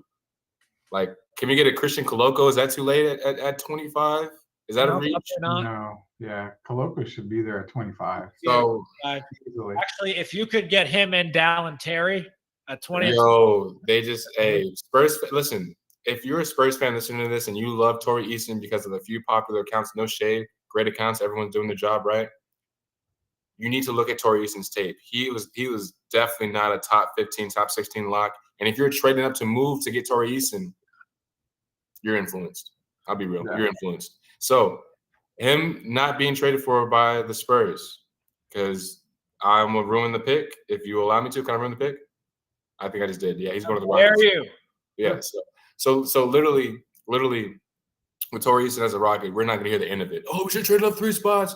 Oh, Doug, this is what it'll take. Rockets ain't dealing with us, bro. They're not helping another team in the division get better, or vice versa. So, yeah. Just be on the lookout for Jeremy Sochan locking that boy up in the summer league, though. That's what I want to see. That's what I want to see. That's what I want to see. Let's go. Yeah. Rockets threat. Evan's getting hyped for that summer league action, man. I'm getting He really excited is. myself. And bro, people are telling me Doug McDermott is a shooter. Dougie McBuckets. Where? Where? Last year in Indiana, yeah. San Antonio? Did he have any 2 or 3 games, maybe 3 or 4 3-pointers, maybe 1? Bruh, come on now, man. $13 million, right? Crazy guy. Not you, DJ. Not you. Not you. But Doug McDermott. Yeah, it's definitely going to be. I mean, Yeah, with the Spurs not making any trades, I mean, it looks like one of our viewers just said they're going to wind up keeping their picks 20 and 25. So be interesting to see what happens. Well, It honestly looks like it. Yo, I was telling this for weeks. It is harder to move up in the draft than it, dude. Like, you have to give up a lot to move up in the draft. and then think about what the Christian Wood packages were, the Jeremy Grant packages were. The leverage here is incredible, and the Spurs would probably lose the fucking draft. Dude, we would lose this trade. To hoard their picks. Mm-hmm. Unless they know they're getting a future pick. To them, that's sexy because that's someone that's not on their roster yet. And they're like, oh, that's someone we can scout. Yeah. Yeah, definitely. Well, the Rockets pick is in. Just let me know when Mr. Silver's walking to the podium, Rudy. Yeah, I'll let you know when he's walking. On Rockets. Do Rockets things. Do Rockets things. Well, it hasn't been much winning, so we know that's definitely not happening. But they are better than my Falcons, isn't that right, Ben? Even the Cowboys are better than your Falcons, bro. That's bad. That's Even the Florida Gators are better than your Falcons. We just talking mess now. Is that what's going on? Well, Rudy likes to. Rudy's a big Falcons fan, and we just never let him forget what happened in the Super Bowl, and he's just never been the same after that, man. And I'm glad that NFL talk comes into NBA draft night because y'all will never let me live that down. That is for damn sure. Go Chargers, go. Bolts up. Go Chargers. Maybe this year. Bolts I recognize are Lightning from Tampa Bay. Oh my God. Okay. I'll give you that. So the Rockets are gonna probably end up doing Rocket things. Is that pretty safe to say? Bro, the Rockets are gonna give the Spurs hell next season, bro. Seriously. Think about it. So I guess once we're waiting for Adam Silver to hit the podium, Jake Laravia. At 25, maybe, or 20. Not 20. That's a reach, man. I'm talking crazy. That's a reach at 20. Would be a good spot for him right there. Availability. Hopefully. I have some Woj. It's not really a big bomb, but it just says Timba and the Pistons are expected to discuss a contract buyout. Yeah, who? That checks out. Kemba Walker. All right, Adam Silver is at the podium. Joe. Pish Posh. Pish Posh, always with you, Pish Posh. Pish Posh, bro. What gives a damn about Kemba Walker, bro? Now? Kemba Walker does. Hey, Kemba's cold, man. Cardiac Kemba when I was in 9th grade. Get the fuck out of here. Oh, my God. So angry. Joe, do you have the jingle? Yep, the jingle is here. The pick is officially in. Can't knock me down, man. I'm on top. Tari Eason. There you go, Tari Eason in a green jacket. So yeah, Tari Eason of LSU has been drafted to the Houston Rockets because his jump shot was money. You couldn't pick a stronger currency? Tari Eason definitely was moving up draft boards for whatever reason. I'm just going to flat out say it. I wasn't a huge fan of Tari Eason at all. There was a huge – you want to talk about that. There was a huge discourse about Jeremy Sochan or Tari Eason at the 9th pick. And I don't think those guys are on the same level at all. No. I don't think that discussion was fair. Evan and I touched on it because a lot of people were talking about it, but to me at least, Sochan was clearly the better guy. Oh yeah, no doubt. If you're talking about those two guys, definitely. Sochan way better than Eason. But you know what? Let's do our due justice and due diligence. Oh, hey! I want to say something real quick because one of our viewers has a rebuttal to Evan's hate for Dougie McBuckets. He says, Here we go.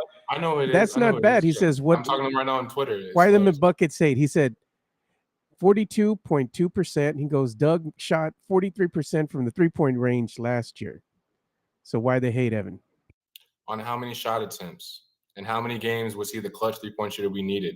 If he can't have Bryn Forbes moments, bro, at least 3-4 years ago, you're making $13 million. You're the starting power forward. You're not even a power forward, big fella. $13 million. And I can't get a couple threes a half? That's okay. You can't play defense. You can come off curls. You can dunk on a few people. Bro, Doug McDermott was supposed to be the 12, 13, 14 point per game guy every game. He's unplayable sometimes, literally. But we have to play him because he's the best shooter available. And we have no other shooters. Seriously. So, hey, by all means, go off, bro. Go off. So Tari Eason at 17. Ben, will do due diligence. Let's just make Rocket fans feel okay about this pick somehow. He's an aggressive defender. He switches well and he gets after guys. He gets up into them. He makes them very uncomfortable, but I think that leads to a lot of blow-bys too. Offense, he's still raw despite playing a few years. He's got, he's got his body is NBA ready. He gets after it on the glass. He's a very good glass cleaner. And he has a great motor. So there you go, Rockets fans. Enjoy. You gotta be positive somewhere. Torrey Easton's gonna probably replace Kenyon Martin Jr. in his role. Kenyon Martin Jr. and his dad were really complaining to the front office 3-4 days ago, saying we want a bigger role. We want 20 plus minutes over Jason Tate because you can't keep both of them. They're both 6'6" power forwards that are play finishers. So Torrey Easton's a way better, more athletic. That makes one of them expendable, and he's young. So the Seattle ties are inevitable. And KPJ, they're probably gonna try and get Marjan now. Like I said. Spurs, make a move, please. I'm calm. We got Sochan. Let's make a move now. Please. Yeah, so there's actually setting up. I mean, we're going into pick 18, 2 picks away from the Spurs picking next. And a lot of the the draft is still, it's still got a lot of talent. Yeah, a lot of Spurs fans on social media right now, over Twitter and everywhere else, they're kind of surprised that the Spurs are still retaining their 20 and 25 picks, that they haven't really done anything. So, yeah. It shouldn't come at such a shocker or surprise, but I think fans were looking for a little bit of something more aggressive, as far as making moves in the draft to try to move up or make some trades, do anything. But there's still some good picks, like you both said, at 20 and 25. What names stick out at you guys? Marjan, Dalen Terry is a surprise he's not moved. Malachi Branham. Yeah, that's who I was going to say. Malachi Branham. Kind of, yes, right? Jaden Hardy. A lot of guys available here. For me, Malachi Branham, I don't see him going to Chicago or Minnesota in the next 2 picks. Jovic is off the board. Is he in the green room? He's not. No. He's not. You got selected? So, well, I got congestion, boy. Hold up. Get some water. I don't know. With the Bulls picking at 18, Malachi could fit here because you had the uncertainty of Levine, but looks like Levine's going to re-sign with the Bulls anyway. Malachi could fall to 20. Could be, that nice little piece that the Spurs could use. We really don't know. I think Marjan should be there. Thinking about it, the Bulls and the Timberwolves up next. These are teams that really don't have a lot of needs and are probably just their best player available. Yeah, sure.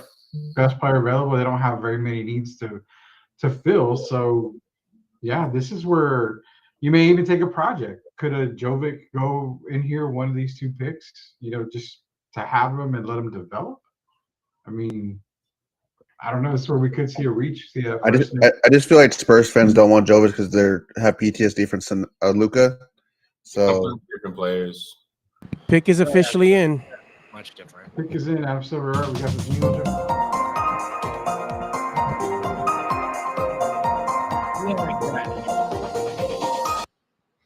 So Dalen Terry out of Arizona does go to the Chicago Bulls. Last to 20. Yeah, again, this is a pick where the Bulls, they're just kind of picking best player available. Dalen Terry going from Arizona. Over MarJon, though? Ben, Dalen Terry. Damn. What do we got on Dalen Terry, guys? Dalen Terry is honestly a positionless wing. He could play a little bit of combo guard. He actually was the point guard at times at Arizona. And he would make the craziest read passes, slip down passes, cross-court passes, and you would just be like, huh? This guy at this size? And he's not red. He's not super skinny, but he's literally the same prototype as MarJon. And I honestly would be taking MarJon over Dalen Terry, but the age may be the difference. MarJon is 22 and Dalen Terry is what, like 19, 20? Dalen Terry is like an inch taller for what that's worth. Yeah. So, ooh. You got a bomb? No, it's not a bomb. I saw someone got picked, and it's one of your guys. Ooh, wait, it's at Minnesota? Yeah, Minnesota, yeah. I'm You not got going to say it. I don't want to ruin it for the crowd. That's Just, right. hey, just wait to see it live. So You see it, Ben? You see it? Minnesota, I'm going to be mad. But the news, the news I can say is Minnesota is selecting this guy, but they're trading him to Memphis. Fuck! It's one of y'all guys. Fuck! I know who it is, bro. I know who it is. So basically, with the Bulls selecting at 18, obviously 19 is Minnesota. They're on the clock. Their pick is in. Just an overall best player available, Dalen Terry. The Bulls, even with the possible. No! All right. So Evan's not reacting well. We were one pick away. Oh, he's gonna be in our division. Oh, You know what? It's looking like Nikola Jovic is going to be available. Oh, Yeah. we were one pick away from my guy. He liked my tweet. That is unfortunate. Man. Memphis is getting him from Minnesota. I wonder what they're giving up for that. Dude, they traded up for the. He's the combo forward we really needed, bro. We could have had him and Sochan, and now we got to get another style of forward when we really needed a combo forward. I can't even see him. I can't even get on camera, bro. I'm being dramatic. I don't care, bro. I needed this guy on this team. You are being a little dramatic, sir. I needed this guy on this team, bro. Listen. Can I ruin the pick? No. Don't do it, man. The Spurs needed this guy on this team. We were one pick away. This hurts so much more worse than anything else, bro. I'm telling you. We could have had two studs at power forward, and we were one pick away. Are you shitting me, bro? That's a brutal pick and trade right before the Spurs are expected to take a guy. That is just, and we would have took him. We would have took him. He's a Spurs guy through and through. We would have took him, bro. That burns me. That burns me so bad. I will forever remember this moment. That does leave room for Jovic and Beauchamp, though, and maybe Koloko at 25. So the pick is in for Minnesota, Joe. Got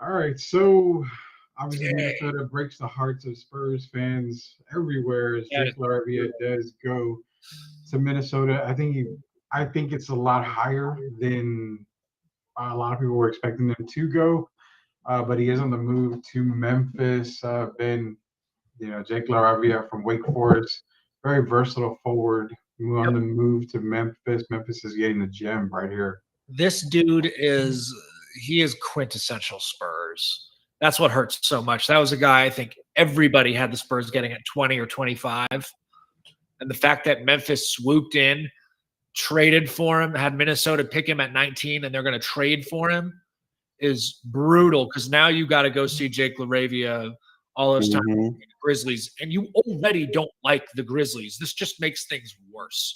The Timberwolves are going to land picks number 22 and 29 in this draft per That's all Adrian Wojnarowski. That's all that really. That's all Yep. that. And they traded that pick. Did they not trade that pick a couple of days ago for it? Memphis got that pick a couple of days ago, right? I believe so. Yeah. Yeah. So that's all it took to get number Kyle 19. Anderson replacement, bro. And we're stuck with Kyle Anderson now. In free agency.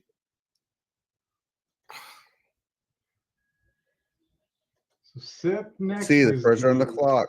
Spurs are on the clock at 20. They can go a lot of different ways. You have Jovic, you have Marshawn. Come on, Lord. Come on, Lord. I mean, the one name that stands out is Malachi Branham. It's still there. Nikola Jovic. I still think we got to get Marjan, bro. We have to think about the roster after this DeJounte Murray and everyone else getting traded. We have to get Marjan, bro. Have to. Or Jaden Hardy, one of the two. I think Hardy would be there at 25. No, he's a top 15 talent, bro. He's supposed to be in the lotto. I don't know what happened. Oh, EJ Liddell also available. Yeah, Liddell's there. And listen, he's a forward too, but we need a combo forward, bro. Not just another 4 and a small ball, a smaller small ball 5, a 6'7" small ball 5. Fuck, dude, we were so close. I'm livid. We were so close. Beauchamp and Coloco. Who says no? Please. I'm on edge. I want to see the pick already. It is encouraging that it is encouraging that it hasn't been broken by somebody yet. Well, I'm checking the hot sheets right now. Got anything. Oh, yeah, for the Spurs at 20. I mean, we'll see what happens here. Bro. We were one pick away. And you know what's crazy? Everyone was giving me hell for picking Jake at 20. That's such a reach. What are you talking about? This dude is the only forward that can pass, play make, shoot, and defend outside the top 3, bro. And we were one pick. So close. But Memphis was willing to give up their picks for him. I mean, so, and that was the easiest package trade all day. Yeah. Spurs may not have wanted to give up both picks. I mean, that's we could have done it. It's the front office, man. I mean, if the front office doesn't have the balls to pull this trade for 2 picks, Ryan, I know. Oh, I see the pick. We'll leave it at that, Brock, because Spurs are on the clock and the pick should be in. Actually, don't look at the pick, guys. They technically have the. I see who it is. Am I gonna be happy? I don't know. Possible. Fuck. So don't be Ty Washington. Could we? Not Ty Washington. You're fine. It's Zaire Wade. You're the worst. Words. Yeah, that would be terrible. That would be. I just ruined. Someone ruined it. No. Wait. Yes. But no. Yes, but no. I like it, but I don't like the fit. Who are we moving? We're moving somebody. Well, Lonnie Walker's probably not coming back. This is a Keldon trade, bro. Keldon is going to get moved. Pick is in for the San Antonio Spurs at 20. We will see who that pick is. Real quick, this is the NBA Draft Show sponsored by Project Spurs and DraftKings. Get the DraftKings app. Use the promo code TVPN. Sign up today to get your drafts started and get paid for it. Use promo code TVPN for DraftKings. Spurs pick is in. We will definitely see who the Spurs will be picking here as Adam Silver is making his way to. We're making trades, man. We're making trades. That was the thought going in. This is like solidified because this is a BPA. This is a BPA, right? Right, Ben? This is BPA for sure. Yeah. So the Timberwolves. So in that Memphis trade, the Timberwolves are going to get the 22 and 29 pick in this draft and a future second rounder. Yeah. Or no, they're going to send a future second rounder to the Grizzlies. Yeah. I mean, Memphis had the balls to pull off that trade. Give away 2 picks for 1. I mean, why didn't we do it? Literally. I know it's easier said than done, but no idea. It's tough to package those 2 and move up just 1 pick, whereas they moved up 3. I don't know. It's tough. But not only that, Memphis is essentially going to pay a little bit more for 2 picks and 1 pick, and they don't really have that many needs for 2 picks. So this is. I already had someone saying Jake LaRavia was too slow anyway. I'm like, you got to look at his combine numbers, my guy. Spurs are waiting to pick. Adam Silver's at the podium, Joe. We can hit the music now. Here we go. It makes sense. It makes sense. We're making trades now. Making trades. Woo, here we go. One guy that was mentioned in the pre-draft show, Malachi Branham out of Ohio State University. Definitely not the first one because AJ Liddell was the first one mentioned by Ben, but Malachi Branham is a San Antonio Spur. Evan has brought out to the chat basically here in the Project Spurs draft room that we are having here right now. Possibly moves on the way for the San Antonio Spurs. We shall see. This is the Big Ten Freshman of the Year. Guys, give us the insight on new Spur Malachi Branham. Go ahead, Ben.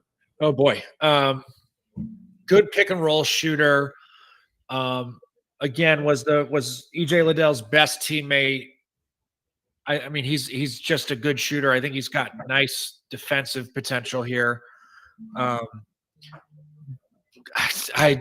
mean, I think it's a good pick. It's definitely a best player available pick, and it's a good pick. I'm just not understanding quite well how he fits in at times. But they're gonna have to figure it out, I guess. Well, you know, all the Spurs fans that want LeBron James in a Spurs uniforms, this is the closest thing we're gonna get to him. He is a graduate of St. Vincent St. Mary's. So, I mean, this will be our closest to LeBron we'll ever get. But yeah, Malachi Branham, I mean, BPA, man, best player available. Yeah. I mean, that's definitely the way that Brian Wright said that you're going to go BPA, best player available. Malachi Branham's still there. I mean, probably should have been gone before 20, but if he's still there, you take him. Guys like Marjon is still there. Jaden Hardy is still there. Spurs are up in the next 4 picks. They've got to get a big pick. So we will see what happens. Evan, you got anything to add as far as Malachi Branham goes for the newest Spur? Well, the best comparison that I've seen over the past few months is like a more athletic version of Chris Middleton. It makes sense. A 3-level scorer, a solid defender, but not the best. You wouldn't want to put him on like the number 1 guy on the opposing team, but maybe the second, especially in the second unit. When I reacted to this pick, it wasn't like it's a bad pick, but it's literally just like we have to make moves, and I'm not necessarily like set in stone on like Malachi being like a certified star in the Spurs system because he's more of like an isolation wing that likes to set up his own shot, pick and roll, pick and pop, all that's there. But man, he'll be good in the Spurs system. Look for people to be moved, man. Keldon, Doug, Joe, any other small forward in this team, because he's a small forward in the shooting guard's body. He's a shooting guard that's too slow, that's too weak to play a small forward. But he'll build around. He'll get. See how he's an in-betweener tweener like Chris Middleton when he first came in.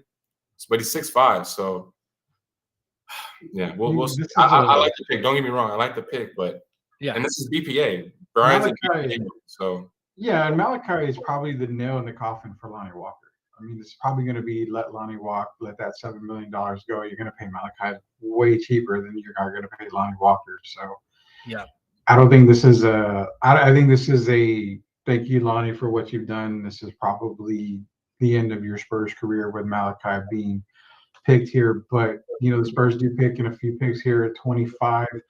Still some really good bigs left. You still got EJ Liddell there. I mean, if you got to go big, Ben, at 25, Kessler's pretty much a reach, sort of. Don't touch Kessler, bro. You better not touch Kessler. Do not touch Kessler. You better not touch worth Kessler. Your time at 25. Absolutely. Yeah. If you're doing that, go get Christian Coloco at 25. Yeah, I like Coloco a lot. Coloco would be really, really good. Really, really good. The only guy I can think of, and I want to get to the next, because Denver is actually, the pick is in for Denver. We'll see what they're going to do. At 25, I don't know. I was going to throw a name at you, Ben. Where does this guy land? I'm pretty sure he's second rounder, but we're looking at Ismail Kamagate. Kamagate, yeah, he's probably a second round guy. Second round, is he a guy that can come in and make a roster? Because he's a very intriguing guy for me. Yeah, he can make a roster. He's a really, really nice rim running big, switches ends of the floor well. He shoots a knuckleball, and so his shot is rough to look at, and he's going to need a lot of help there. Mm-hmm. But could be great defensively for you. Should be a good rim protector and moves his feet well. So in the second round, absolutely, you can take a swing on that guy. Nice. So the Denver Nuggets are on the clock. Adam Silver is at the podium, Joe. We can cue the music.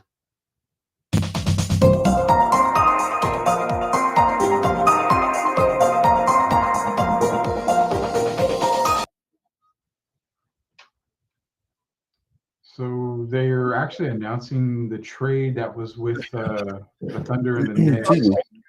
What seems like 5 hours ago. Yeah, I mean that's. Dude, I'm surprised there's been no bigger trades. So the pick is in right now. Adam Silver is announcing Denver's pick, and Denver is selecting a Kansas guy, Christian Braun, guard out of Kansas. Wow, dude, Marjan is falling. What? Marjan is actually. It's going to be hard to justify taking Marjan when you've already taken Branham, unfortunately. Yeah. And my words exactly. That's why I wanted Marjan. Oh, but dude, I can't say much more. Christian Braun been out of Kansas. They're talking about a guy who's like 6'5", 6'6", 14.9 points per game, shooting 38.3% from three-point range. I mean, pretty good athleticism, pretty good on-ball defense. Scoring is kind of a question mark for him at some senses. What do you have on Christian Braun, latest pick for the Denver Nuggets?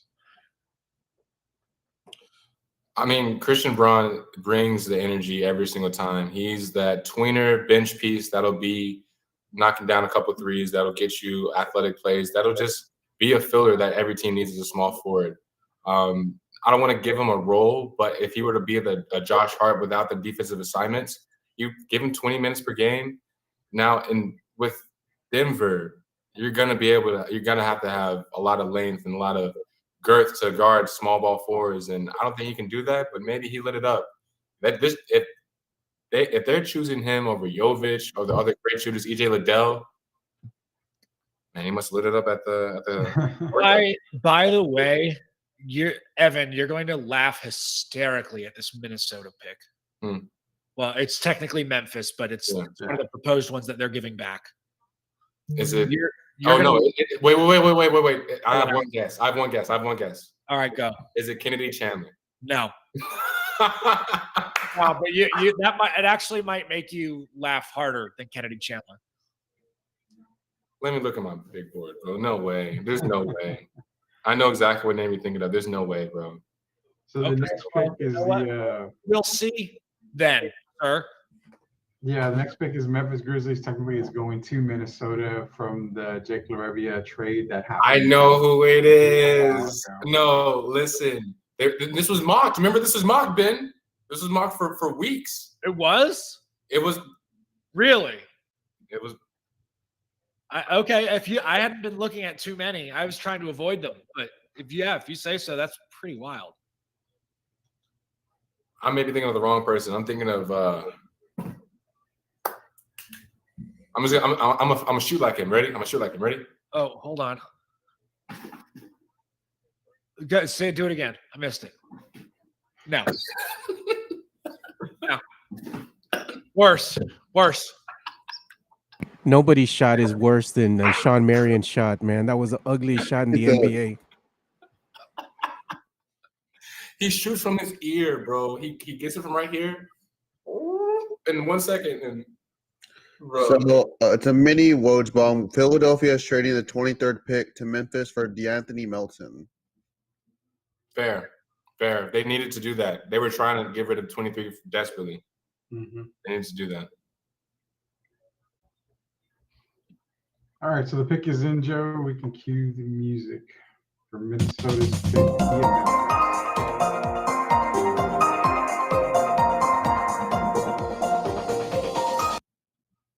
So the name that we mentioned, Walker Kessler, you don't want to touch him. Walker He Kessler. got touched at 22. Hold up, all the way at the ear.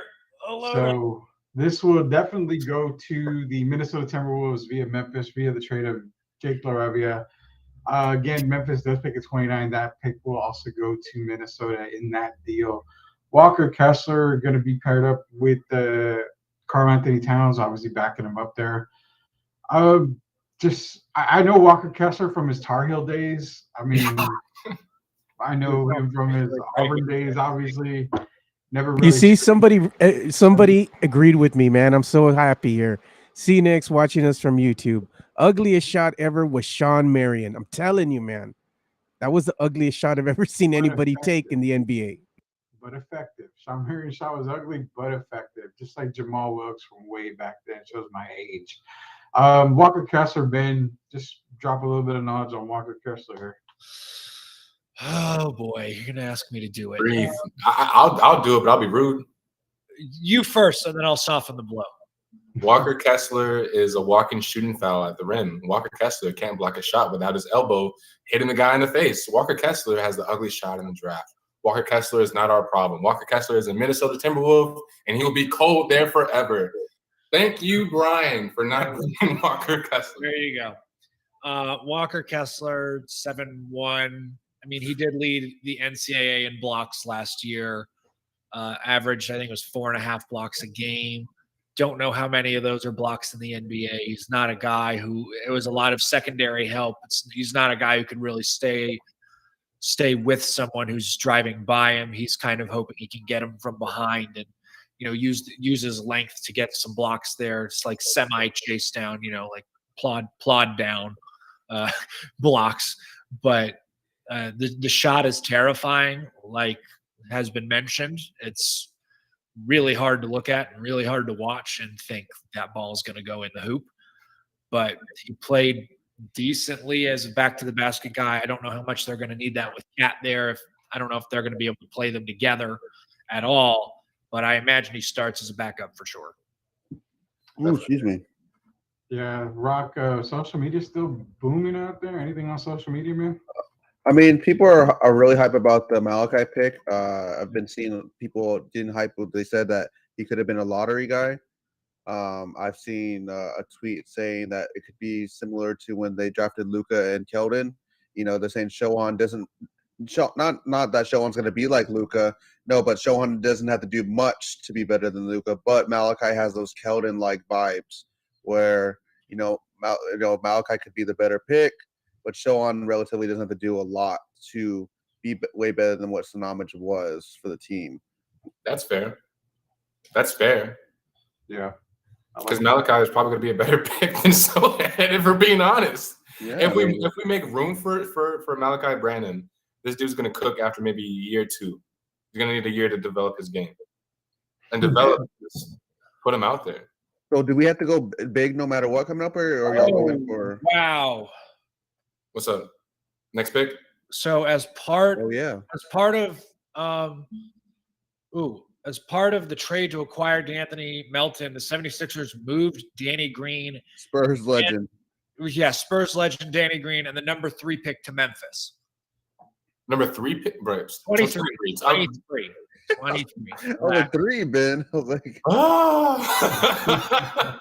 The 76ers moved Danny Green and the number 23 pick to Memphis to acquire DeAnthony Melton. So essentially, Memphis is getting Jake LaRavia and this pick right here. And yes, I mean, and you're just giving up DeAnthony Melton, technically out of anybody on your roster. Winning is all I can say for Memphis. The rich get richer in this sense. Yeah, they're doing pretty decent here. I mean, they get Danny Green. Yeah, that's what I'm saying. You're getting Danny Green. I mean, Yeah. pick is in for Philadelphia, which is headed to Memphis as part of the trade. Joe, cue the music.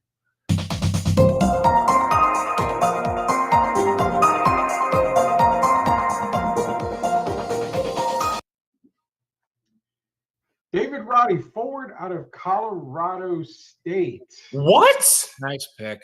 What? It's a decent pick. I kind of like this pick. Forward out of Colorado State, Mountain West Player of the Year last year. David Roddy is drafted by Philadelphia on his way to Memphis. Pretty polished player. Roddy. I like him. I mean, he was a guy who was gaining traction after I think after the combine and even leading into it. So good for him. I think it's going to be great. Well deserved, but is he a power forward or a small forward, Ben? That's well, he's so short. Trying to play power forward. That's going to be the problem. Is he going to be able to play power forward at that size? He has the girth and the strength, but you don't know if he's going to have the speed to keep up with certain guys if he ends up getting switched onto threes or if he has to play threes at some point. So it's tough. Yeah, similar to what Grant Williams maybe this past year. Yeah, you could argue there's some Grant Williams in him. I think he doesn't move quite as well as Grant Williams. Yeah, definitely slower than Grant Williams, but nonetheless, David Roddy, drafted by the Sixers, won't have to deal with the Philadelphia crowd as he'll be headed over to Memphis. Philly fans are the worst. These are facts. I just saw who Milwaukee's taking, and we're gonna get another Evan meltdown. So Milwaukee is on the clock at 24, one pick before the San Antonio Spurs, who will be joining Giannis Antetokounmpo. Does it make sense for our roster though? you'll see who the Milwaukee takes. We'll get another meltdown from you. I'll calm down. I actually haven't seen who's possible. Oh no! So as the meltdowns happen, we've got a small break for you, Evan. Evan, you might just want to mute yourself now. Just want to remind everybody. No, it can't be that bad. It can't be. Right before the Spurs. Yeah. Right before the Spurs, it can be that bad. Did he have a good combine? Swimming in the dome. Did he have a good combine? Hold on. I have the page open, as a matter of fact. He had good measurables. Let me see what the rest of him looks like. I won't be that, bro. I'm not being as dramatic, bro. Got me some. But chill, man. What? No, I got me some little. Don't look, man. Don't look. It's not good for your health. I'm fine. I'll be fine. Really? I'll be fine. We're on commercial for ESPN. Real quick, I got to mention again tonight's Project Spurs NBA live draft show is sponsored by Project Spurs and DraftKings. Use the promo code TBPN. Also, Spurs Cast with Paul Garcia, San Antonio Spurs first podcast.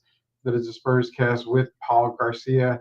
Also, Sweep the League Radio, Sweep the League podcast. Myself, Rock, as well as other people from Project Spurs who have been on before.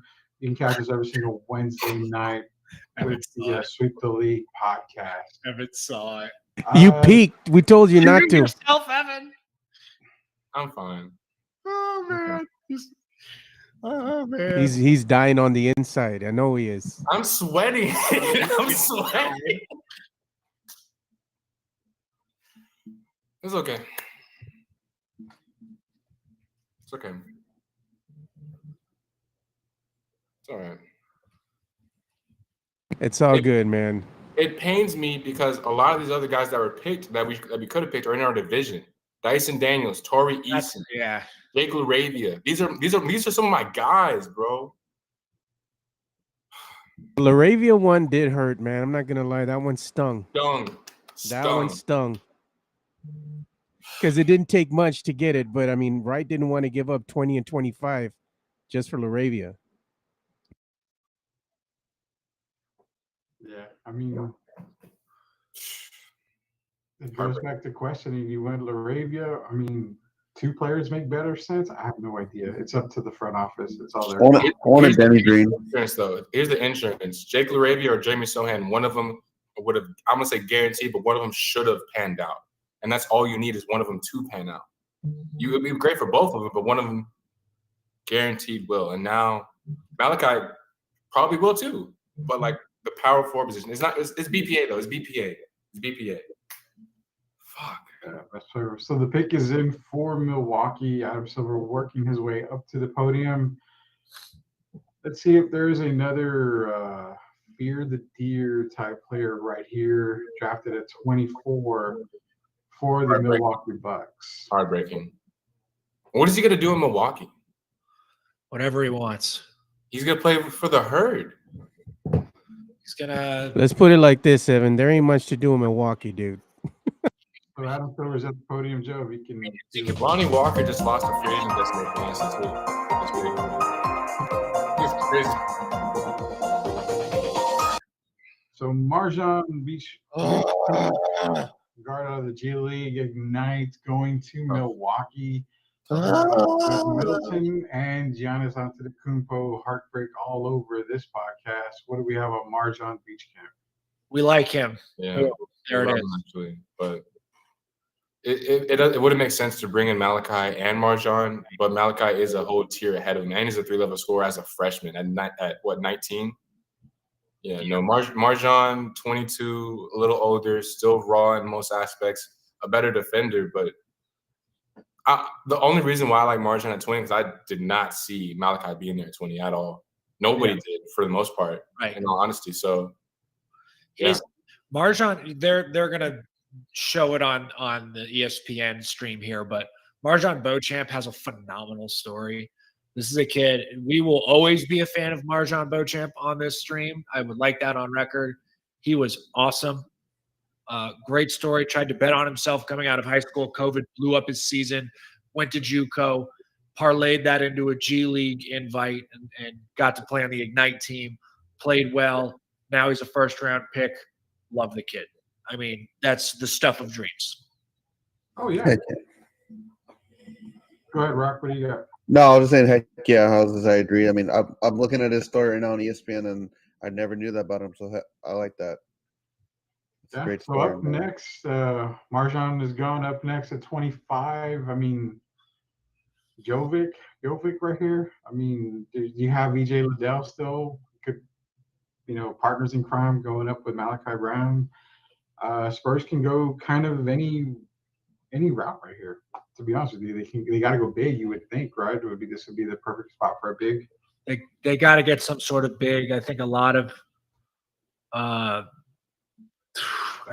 people are thinking EJ Liddell potentially or Nikola Jokic. And it's really going to be dependent on what kind of big you want. I mean, EJ Liddell can play small ball big at times. Might be difficult with Jeremy Sohan already there. Or if you get a Jovic, you're saying we're going to prioritize offense over defense, especially with him. Jovic. Come on, Jovic. I'm all in. I'm convinced. Because listen, we're getting 3 different positions. We got our burly 4, small ball 5. We got a potential wing for the future, 3-level scorer, great defender, solid defender. And then Nikola Jovic, the 3-point specialist with no defense, isolation wing, sidestep, step backs. If we can get that, hide him in the corner, guard the slowest. Oh gosh. You're killing me, bro. You're killing me. Do y'all see it too? I have no idea. I don't see anything. I see it when it happens live, man. So Never mind, dude. I got no words. Am I gonna be really bad? A little bit. It's a reach? I think so.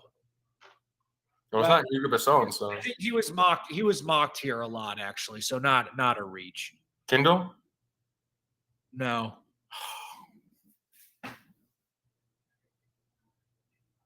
It's not EJ. It's not good. Let's put it like that. Fuck.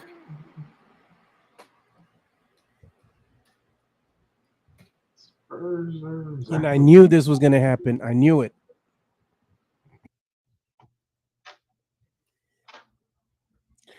It is what it is. I mean, he's probably not going to see the floor. Pick is in for your San Antonio Spurs at 25. We're just waiting for Adam Silver to I'm nervous, bro. come up to the podium, and we will see just everybody's. I think it's time for the broken glass video to come out. Yeah, it might be broken glass time, my man. Just tell me. If y'all want to tell me, okay. No. Wait. Just wait. He's got a double Rudy, name. do you know? Rudy, do you know? I have no idea. He's got a double name.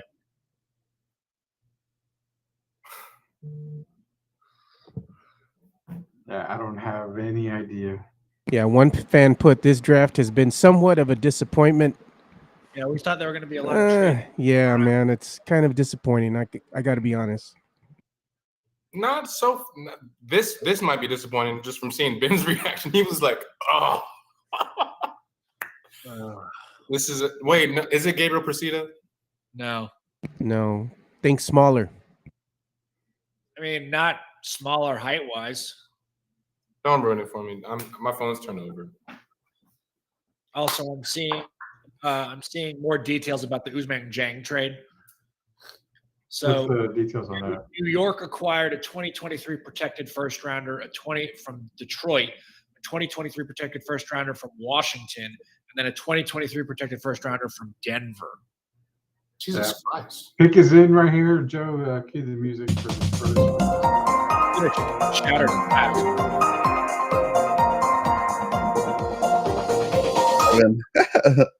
All right, so the Spurs are drafting Blake Wesley, guard out of Notre Dame. That's okay. That's okay. Pick. Okay, you might be the guy with that one. That was technically mentioned. Just go to give him the lowdown on Blake Wesley, guard of Notre Dame, second team All ACC last year. So Blake Wesley is actually the sole combo guard in this tier because a lot of the combo guards fall into like the 38th, 40 range, like Hugo Bessons, Alondas Williams. But I'll make this clear about the kid from Notre Dame. Realistically, this isn't a bad pick, but he's going to be in Austin, and he does have somewhat of a star potential. He was the streakiest shooter in Notre Dame since I don't know when.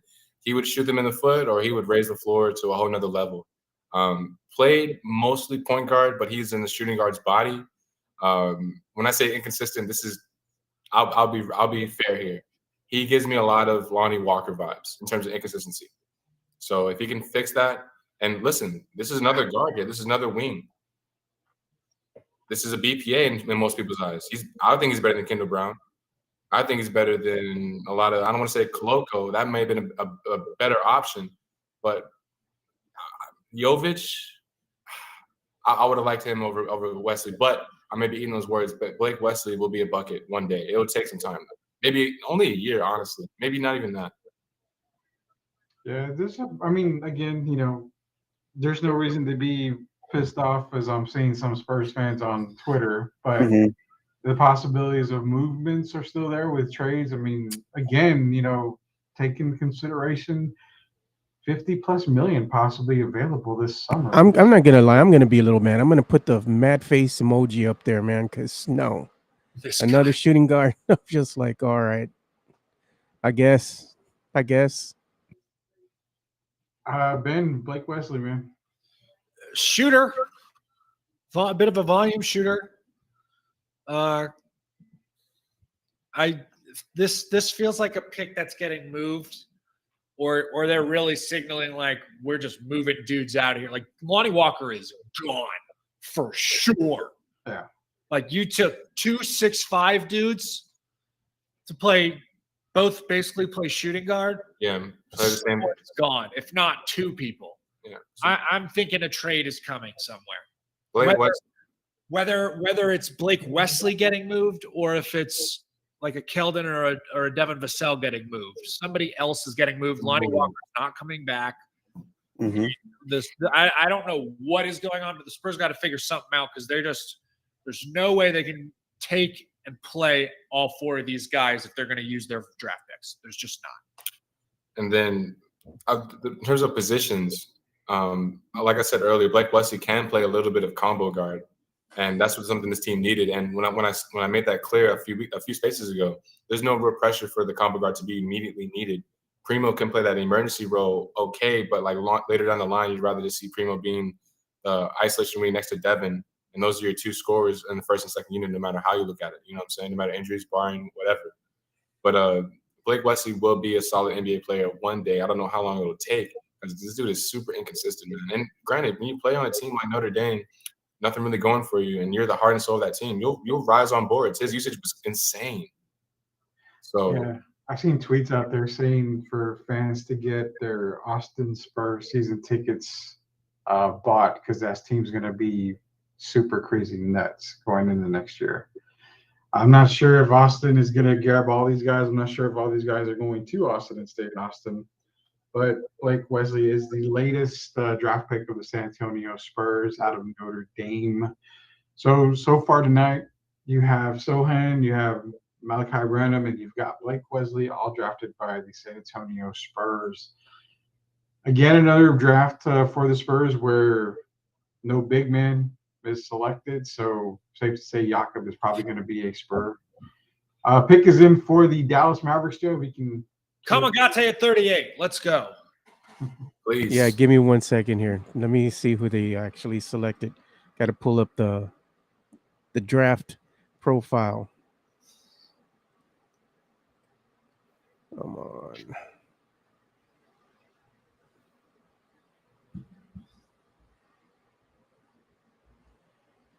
Give me a second.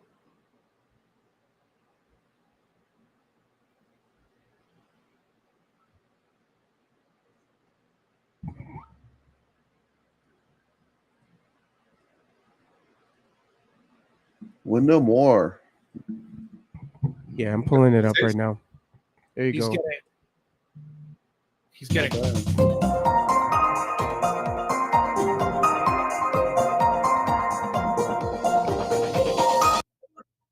So Wendell Moore Jr. out of Duke, another Blue Devil, going in the first round. This one going to the Dallas Mavericks at 26. And Mavericks, they're in contention every single year. They're just getting the best player available from here on out, basically. So This is actually getting flipped to Minnesota. Minnesota landing this pick. Okay. So Minnesota will be landing Wendell Moore Jr., pick from Dallas. We'll get more details as that trade arises. You guys can give a little bit of background. Player to pick from Houston via the Christian Wood trade with Dallas. Okay. So anything on Wendell Moore, guys? Give the future on Wendell Moore here. Yeah, so Wendell Moore is basically the tier of a wing that is not elite at everything, but solid at everything, if that makes sense. He's the fringe first round, second round guy. And I thought he'd be on the Warriors, honestly. Thought he would fall to them. But when you think about it, he's an okay three-point shooter, okay defender, okay playmaker, okay at getting to the rim. He's not great at anything. Will he need some time in the G League? For sure, but it depends on all on him how long that lasts. There's not a lot of forwards on that roster that are like him. So he'll find some time. Tim Hardaway Jr. is the closest, but he's nowhere near the athlete. So, yeah, Wendell Moore will have some opportunity for him. Josh Green, I don't know if he's staying there. So, yeah, Ben, you got anything to add for Wendell Moore? I really like him. He was another guy who tested waters. And they go back, shoot it better. He did. So another guy who's getting rewarded as a first-round pick, like that for him. I think he's going to make – he also makes that team a little more athletic as well. So he's a really good athlete. He gets above the rim. He jumps well. He runs well. Can't really go wrong there, I don't think. That's a good play by them. Yeah, we're into the last four picks of the first round. We are going to be covering the entire first round. And after that, it's Rocky's bedtime as well as mine because I've got to be up super. Right. We've got the Miami Heat on the clock right now. Again, these last couple of teams, Miami, Golden State right after this, Golden State coming off of a title. There's not a whole lot that these guys are needed. It's going to be best player available. Again, at 29, Memphis is picking for Minnesota at that pick. And then you close out the draft with Oklahoma City at number 30, which Oklahoma has also done fairly well tonight. Can you guys say a couple of teams outside of Detroit that have actually had A+ drafts tonight? I would say OKC. Detroit. Detroit's one. OKC, I can definitely get behind that. Memphis is another one that's putting together a nice competitive good team there. Yeah, I like Memphis as well. I mean, I personally like the Spurs draft. It's solid. You know, they fill positions that they need. Jeremy Sochan being the biggest one, and Malachi and then Wesley. You know, you're going to lose some guards, so it could be some guards that you can have for your future. Yeah, there's no reason to talk to Lonnie anymore, right? I mean, that has to be the no screen. Crazy question. Does Christian Koloko fall to 38? Probably not at this point. No. We're probably gonna get Musa Diabate. Don't be that guy. That'd be brutal. Bring in John Butler.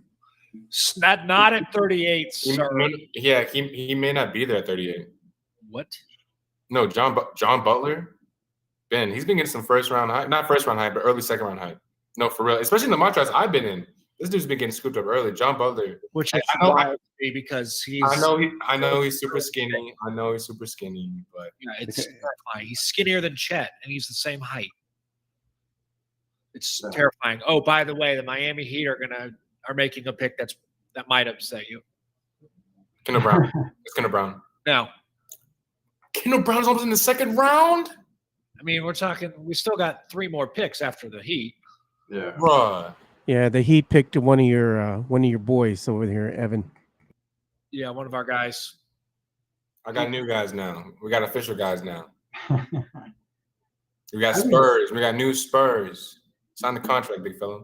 I think if I was Miami, I'd be looking really hard at EJ Liddell, which, I mean, that would be one guy because you have the uncertainty of PJ Tucker there. Yeah, that would be a good PJ Tucker replacement.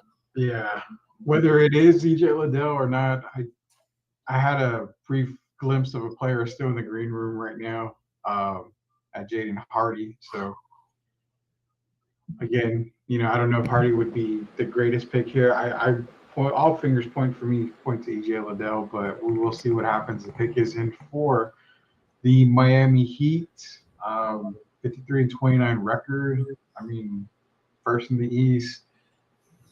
Lost to them Celtics, though. Lost to those damn Celtics, right? Just want to remind everybody real quick, if you're watching the stream, we appreciate you. Make sure you go ahead and subscribe so you can get notified when we release new content here for the Project Spurs Network.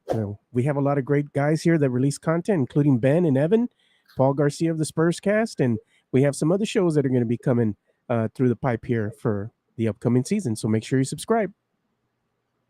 Definitely be a subscriber to Project Spurs. Great content all the time. Pick is in, Joe. Adam Silver is walking up to the podium right now. Hit us.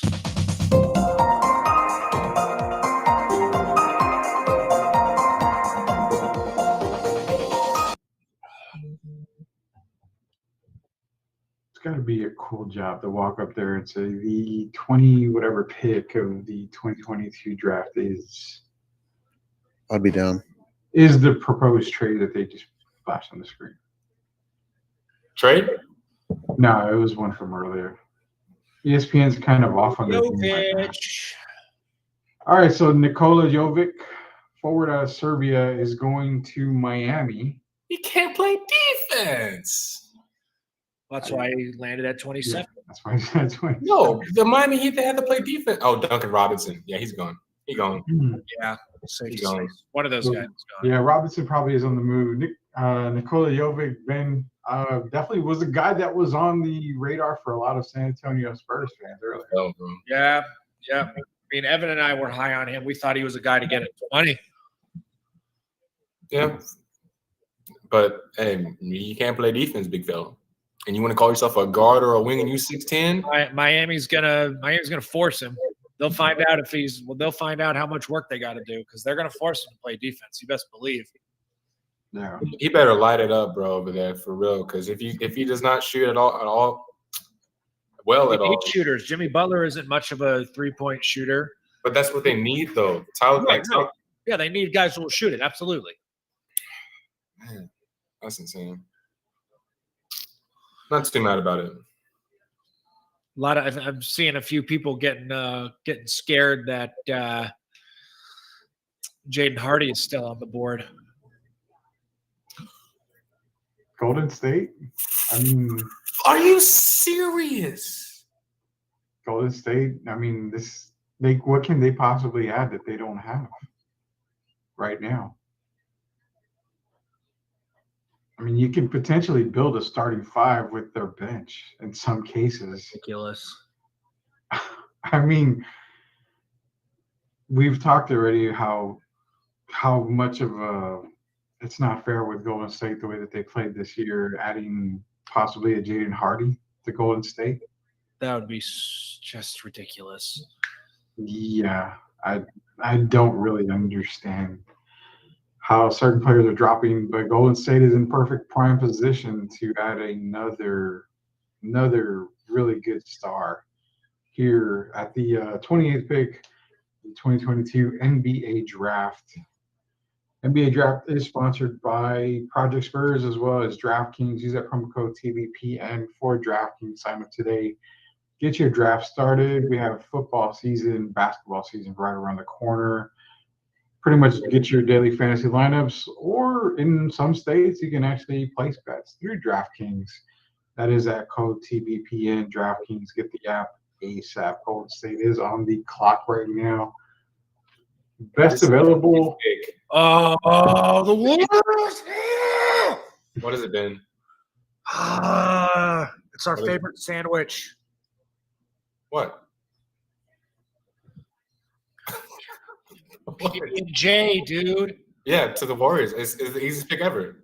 Yeah, it's a no-brainer for them. What do they have to lose? Literally. You know what's crazy? It doesn't necessarily make Jordan Poole expendable, but he kind of makes him want to stay there for a cheaper price. You got some help. You got some scoring threat help. Both of you want to be combo guards, right? Should prove it. Yep. That's a blessing, bro. Unbelievable. That's way better than any other thing they could have imagined, honestly. Are you kidding me? Are you kidding me? We weren't gonna get. I don't know why you're mad. I know. But I'm just mad the Warriors got him because it's like they got a champ, bro. It's a guy it's a no-brainer project pick for them. They can afford they have the time to develop him, and if it doesn't work out, who gives a damn? And if it does work out, they look like geniuses.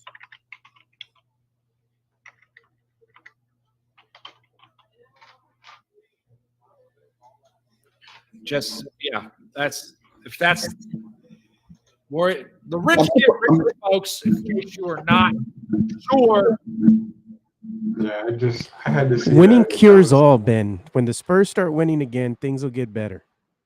Well, you have to draft the right guys, and you have to get guys in free agency. I understand that. To help you win more games. That's part of it's part of the gig here. Yeah, well, they still have some money. They can go do something in free agency, but Wait, Ben. Did they just get not Jaden Hardy? The Warriors, yeah, they got not Jaden Hardy. That's correct. I thought they did, and they got. No, the Warriors got PBJ. So Jaden Hardy's still on the board. Correct. Yeah. That's. I don't know what you want me to say. He's on the board. That's a fact. Yeah. Pick is in, Joe, so we can get the. So ass backwards, bro. Also, David Roddy got picked before Jaden Hardy. What is going on? Also, you want to talk about Kenny Chandler still on the board? Patrick Baldwin Jr. is a Warrior. Oh my gosh, and Ty Washington. You're right. Oh, I hadn't even thought about it. Oh my gosh. Drafted at 28. The rich get richer. Patrick Baldwin Jr. I love it. They're showing Patrick Baldwin highlights for what is his one lone game against a Power 5 in Florida. He didn't do squat in that game except literally those 2 buckets. Yeah, just in transition, right? It'll allow him to just recover. I mean, he had injuries enough for Patrick Baldwin. Golden Golden State, like I said, the rich get richer. This is going to be a very good pick for Golden State. You can pretty much build a nice little squad with their bench.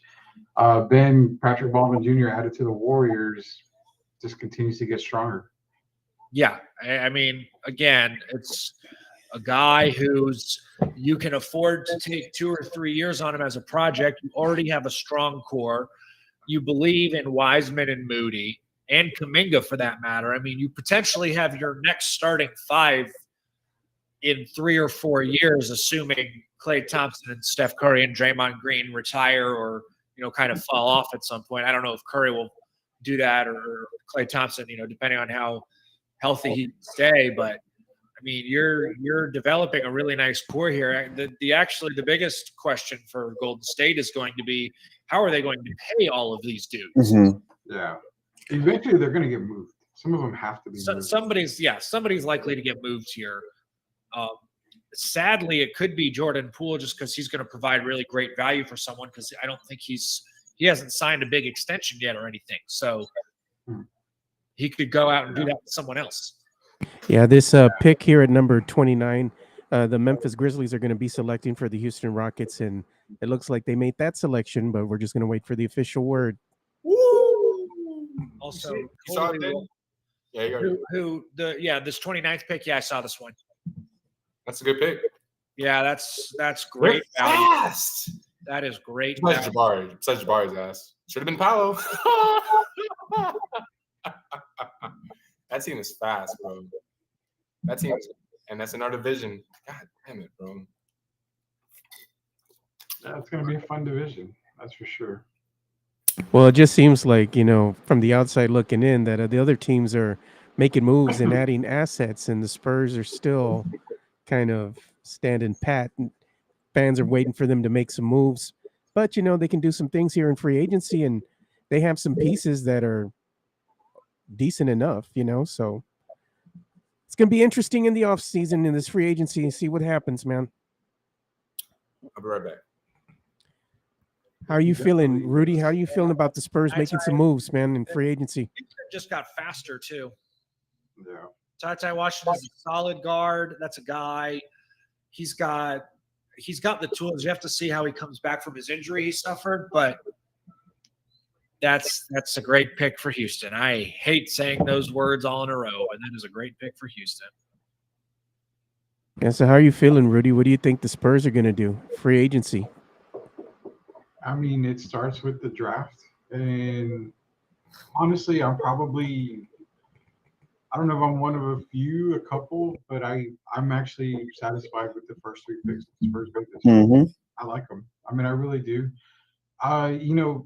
People can say, well, we have needs in center. I mean, you still have Jakob. Jakob did okay for center. He did a lot better than what he's done in the past.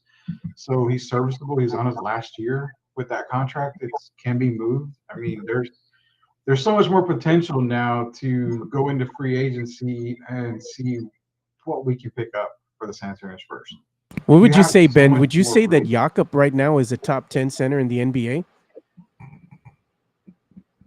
You can't argue it. I mean, he can be ranked in the top 10. Listen, if Rudy Gobert, who has no offensive game, is a top 10 center, so is Jakob Poeltl. If we're going to do that logic, Jakob Poeltl at least gives you a little something more on offense. He's got his little push shot.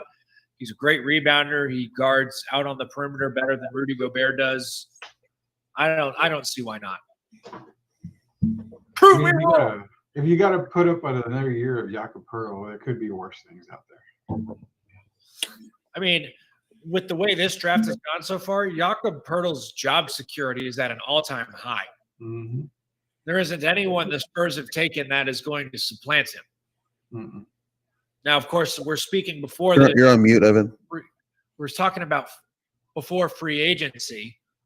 So there's guys the Spurs could go out and sign. But right now, Jakob Poeltl's looking pretty safe. Oh, yeah. Yeah, Houston pick is in. Well, actually, the Memphis pick is in, but it is going to the Houston Rockets. So, Joe.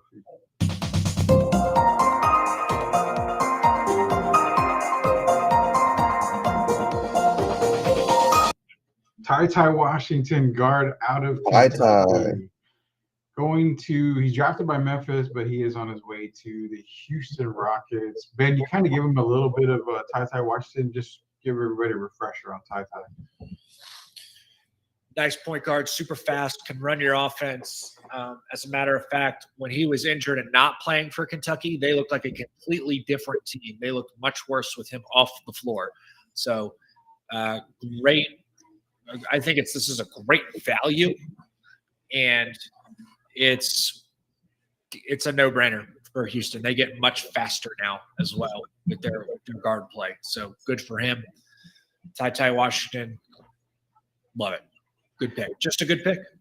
Yeah, definitely a good pick for Houston. I mean, you're trying to rebuild there, and rebuilding nicely, easy you can say. Going with Jabari Smith earlier with the third pick. So Ty Washington, the latest guy to go in the NBA draft. He's a Houston Rocket. Well, will be by the start of next year. Drafted by Memphis, but on his way to the Houston Rockets. We are at the last pick of the 2022 NBA draft, the Oklahoma City Thunder. One of the winners, I feel, tonight in the NBA draft. Can they close it out? Do we see Jaden Hardy be Mr. Irrelevant in the first round, the last pick of this first round? Kind of makes sense here for Oklahoma City. I mean, a top talent like that falling to you at the very last pick. I don't know what candle Sam Presti has been lighting, but we gotta get a box of them. He's been doing it at both ends. We know that. Yeah, he's lighting some really good candles out there. You got the good one from HEB, dude. I don't even know if HEB knows has what's up. candles. Yeah. Well, I mean, he did learn from one of the greatest organizations in the NBA and in sports for that matter. Oklahoma City, the pick is in. This is the final pick of the first round. That would mean that our coverage of the first round of the 2022 NBA draft will come at an end. We'll get some thoughts from everybody here on the panel on the NBA draft, as well as the San Antonio Spurs picks at 9, 20, and 25. Just to remind everybody, it was Jeremy Sochan at 9, Malachi Branham at 20, and Blake Wesley at 25 for your San Antonio Spurs. Pick is in, waiting for Adam Silver to head to the podium and give us the 30th final pick of the first round here at the 2022 NBA draft. Oh, wow. Wow. Yeah. What did I tell y'all, though? He has a first round grade. Just because you go to the wrong school, that doesn't mean you're an NBA prospect, bro. Come on, man. Talk to me nice. Talk to me nice. I had him at 23 at the highest, and people call me insane. I had to watch this old tape, bro. I had to watch this old tape. This is not a reach, but people are going to eat their words fairly soon. That's why he came out of the draft. Yep. All right, Joe, pick is in. We can get the cue the music.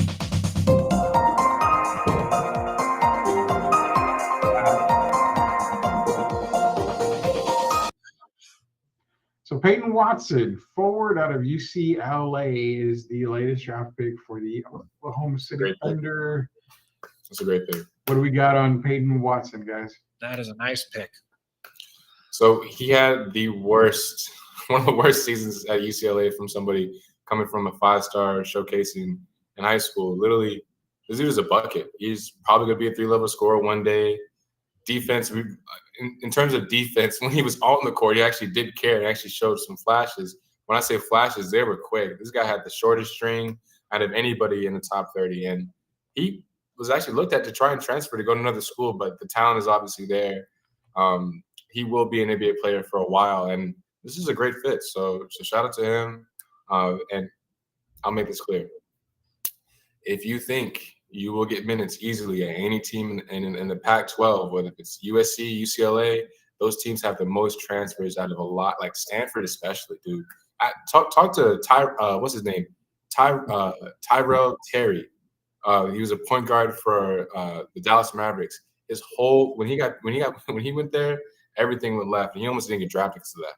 So yeah, you should definitely look into that. But you definitely have to consider fit. UCLA just had a bunch of guys who were upperclassmen. They were just getting the minutes over Peyton Watson. yeah, So not always. It's not always the right move to pick the big Power 5 guys. He was the number 12 recruit in the 2021 class. He had plenty of options. He could have gone probably almost anywhere he wanted and gotten more playing time. You can say in the end it worked out. He was the 30th pick, but he was inconsistent throughout the year because his minutes were kind of inconsistent. But he showed flashes. He has NBA game. You didn't see all of it at UCLA all the time, I think was the biggest issue. Ben, there are some good names still on this board. We may just walk into Kendall. We may get Kamagate or Koloko. I was going to say, it's still possible the Spurs walk into Koloko. If they do that, I'm pretty happy with the draft, even with what they did. We're not getting Ryan Rollins, so Kendall Brown, EJ Liddell, one of them will be gone, right? EJ Liddell's got to go by 38. You have to think. He's too good. So that's 4 picks right there. Kendall Brown, Ryan Rollins, Jaden Hardy, EJ Liddell. Evan, you have your choice. Top 3 guys you want to see at 38 before we get off here. If we can get Kendall Brown, I'll be ecstatic. And he technically could have fallen this far due to poor showcases at workouts, which I heard. Literally, he did not shoot the ball that well. And he's one of those project picks as a wing that's not a forward, can't put the ball on the floor. Yeah, we'll see. Okay, so that's one. Who's your 2 others? Hugo Besson. It's like we already got a combo guard. We don't need him. And it's so sad. So many guards. So sad. Fuck, dude. What about Josh Min? I don't know how to say it. Josh Minott. Josh Minott, yeah. He falls in that small forward build again. He could play a little bit of small ball 4 possibly, but that's we don't need another wing, bro. So maybe this pick gets traded finally. Yeah. Why did they not let it? I mean, this is a vague question, but you would think that they would want to trade or at least try, but from what I've heard, and Ben, we talked about this, they don't take calls; they just answer them. Right. So, if it's my choice, Kamagate, Koloko. Trying to think. If even Jaden Hardy would, I don't know if he's going to make it there. It'd be kind of wild if he did. And the Spurs already have other guards, so it's like, what are we doing here? But I'm trying to figure this out. Like EJ Liddell, Jalen, I would love Jalen Williams out of Arkansas too. That'd be amazing. At 38, his 6'10". He should be there. That's that 5. That's that prototype 5 we need. Yeah, that's the 5. Yeah. Bryce McGowan's. We don't need him though. We don't need him. No, Bryce McGowan's. No, that's too. Caleb Houston. Caleb Houston is too rich too. A little bit probably. Caleb Houston a little bit too rich. 38. Yeah, that's a little high for me. A 5-star recruit. Yeah, but he played terrible. So did Franz Wagner in Michigan. Franz Wagner didn't play terrible. He just couldn't shoot. He wasn't high volume, but he didn't play terrible. Caleb Houston played terrible. There's a difference. This is true. And it looks like Caleb Houston's not going to last at 38 anyway. No way. He's probably going to go before 38. Yeah. That dude, he was undrafted on a lot of boards. Wow. If you're looking at rounds, who's coming up in the second round? Pacers, Magic, Toronto, OKC, Lakers are in there now. Yeah, Houston's got to go somewhere in there. Well, the second round will start here. The Pacers are on the clock. Before we go, I'd like to thank you guys for joining us here. Everybody joining the stream as well. Project Spurs, DraftKings, grab that promo code TBPN and use it. Get your DraftKings account right now. Thank you, Joe Garcia, for doing the live stream for us, making sure that the show goes without a hitch at all the sound effects, everything like that. Terrific night. Evan, thank you, sir. Ben, thank you, sir. I wanted you guys give a quick, give me a couple of seconds here before we go. thoughts on the draft. If you want to give your thoughts on the Spurs, fine. If you want to give your thoughts on the entire draft, give us a couple of seconds of that. We'll start with Ben first. Spurs first round draft, pretty solid overall. Not a big fan of the Blake Wesley pick. I think he's going to be an Austin guy, but I would expect the Spurs to be making some moves here. I think Lonnie Walker's gone, and I think there might be another player on the move. So be ready for that. I thought the Pistons had one of the best drafts that they've ever had. Their GM Troy Weaver has been great. He's doing a lot of things right there, so I think they're going to be on the right track. Look for them in the East this year, but Memphis also doing some nice stuff. I'm mostly angry that they took our boy Jake LaRavia. Still mad. I know. So hate you, Memphis, but congrats. You're the first. All right, Evan, you got a couple things to say here. Yeah, so this franchise is going to go through a lot more turmoil than what we went through today. Today was actually a fairly good day. Today we got blessed by two wings that fell to us, and those picks to solidify, hey, if we're keeping them, if they sign on, it may be a time for a rebuild. So we'll see. I'm excited. These picks didn't really necessarily make me mad, especially Blake Wesley, but when you think about it, if this is the BPA, which technically is, and he's a combo guard for the future, and if we have people that want to stay here, our competitive timeline will be set in maybe 3 weeks. So we'll see what happens, and we'll go from there. Definitely got an offseason to come. Rock, thoughts on the draft before we get out of here? To me, I mean, it was kind of anticlimactic in a way with all the hype that was kind of surrounding the draft and all the rumors you saw, all the smoke screens. But if we regarded the Spurs draft, like I said earlier, I like the haul they had. I saw some comments on the YouTube that there's no way to keep all the 4 of those guys. Probably most likely 2 of those guys are going to be in the G League, maybe. But I mean, I really like it. I'm a big fan of Sochan, and I feel like I don't know who said it earlier that people compared him to coming out like a Kawhi Leonard in a sense. Not saying he is Kawhi Leonard, but I feel like he can develop into that route, and you're going to see that impact from his defense from day one. And if he gets a shot going, man, I mean, it's going to be one of the bigger steals of the draft. But a lot of people are really hyped on Malachi, and I am too. So I feel like Malachi and Sochan itself was a good haul right there. Yeah. Joe, you got something, Joe? Yeah, man. Big round of applause for everybody. Thank you guys. Just playing around with some of the effects here, but congratulations are in order for everybody. Thank you all for putting on a great show, and also thank you to everybody who was watching. Got nothing but love for you guys. We really appreciate all the support, and also if you can, make sure you subscribe again to Project Spurs Network. That way you can get notified for of all the new content that we got coming out from our great group of staff members like Ben and Evan and Rudy, Rocky, myself, and of course, the Paul Garcia and the Spurs cast and all the great things that they're doing out there as well. So make sure you subscribe. And it was a great NBA draft live show. So I'm just happy that it went out without a hitch, and thank you guys again for doing a wonderful job. And again, to all the love we got from all the fans, and overall, it could have been the Spurs could have picked worse picks, but I think they solidified, I guess their decisions as far as what they're wanting to do and the direction that they're wanting to go. So I think it signifies that we're going to start saying goodbye to some of these players that need to go, that have been a little inconsistent. So to them, good luck. We wish them the best in their next venture, and I look forward to free agency and see what's going to happen with this team. I mean, it looks like we're going to be flirting with the play-in again next year. So it's going to be another tough season for Spurs fans, barring that they make any significant waves here in free agency. There you go.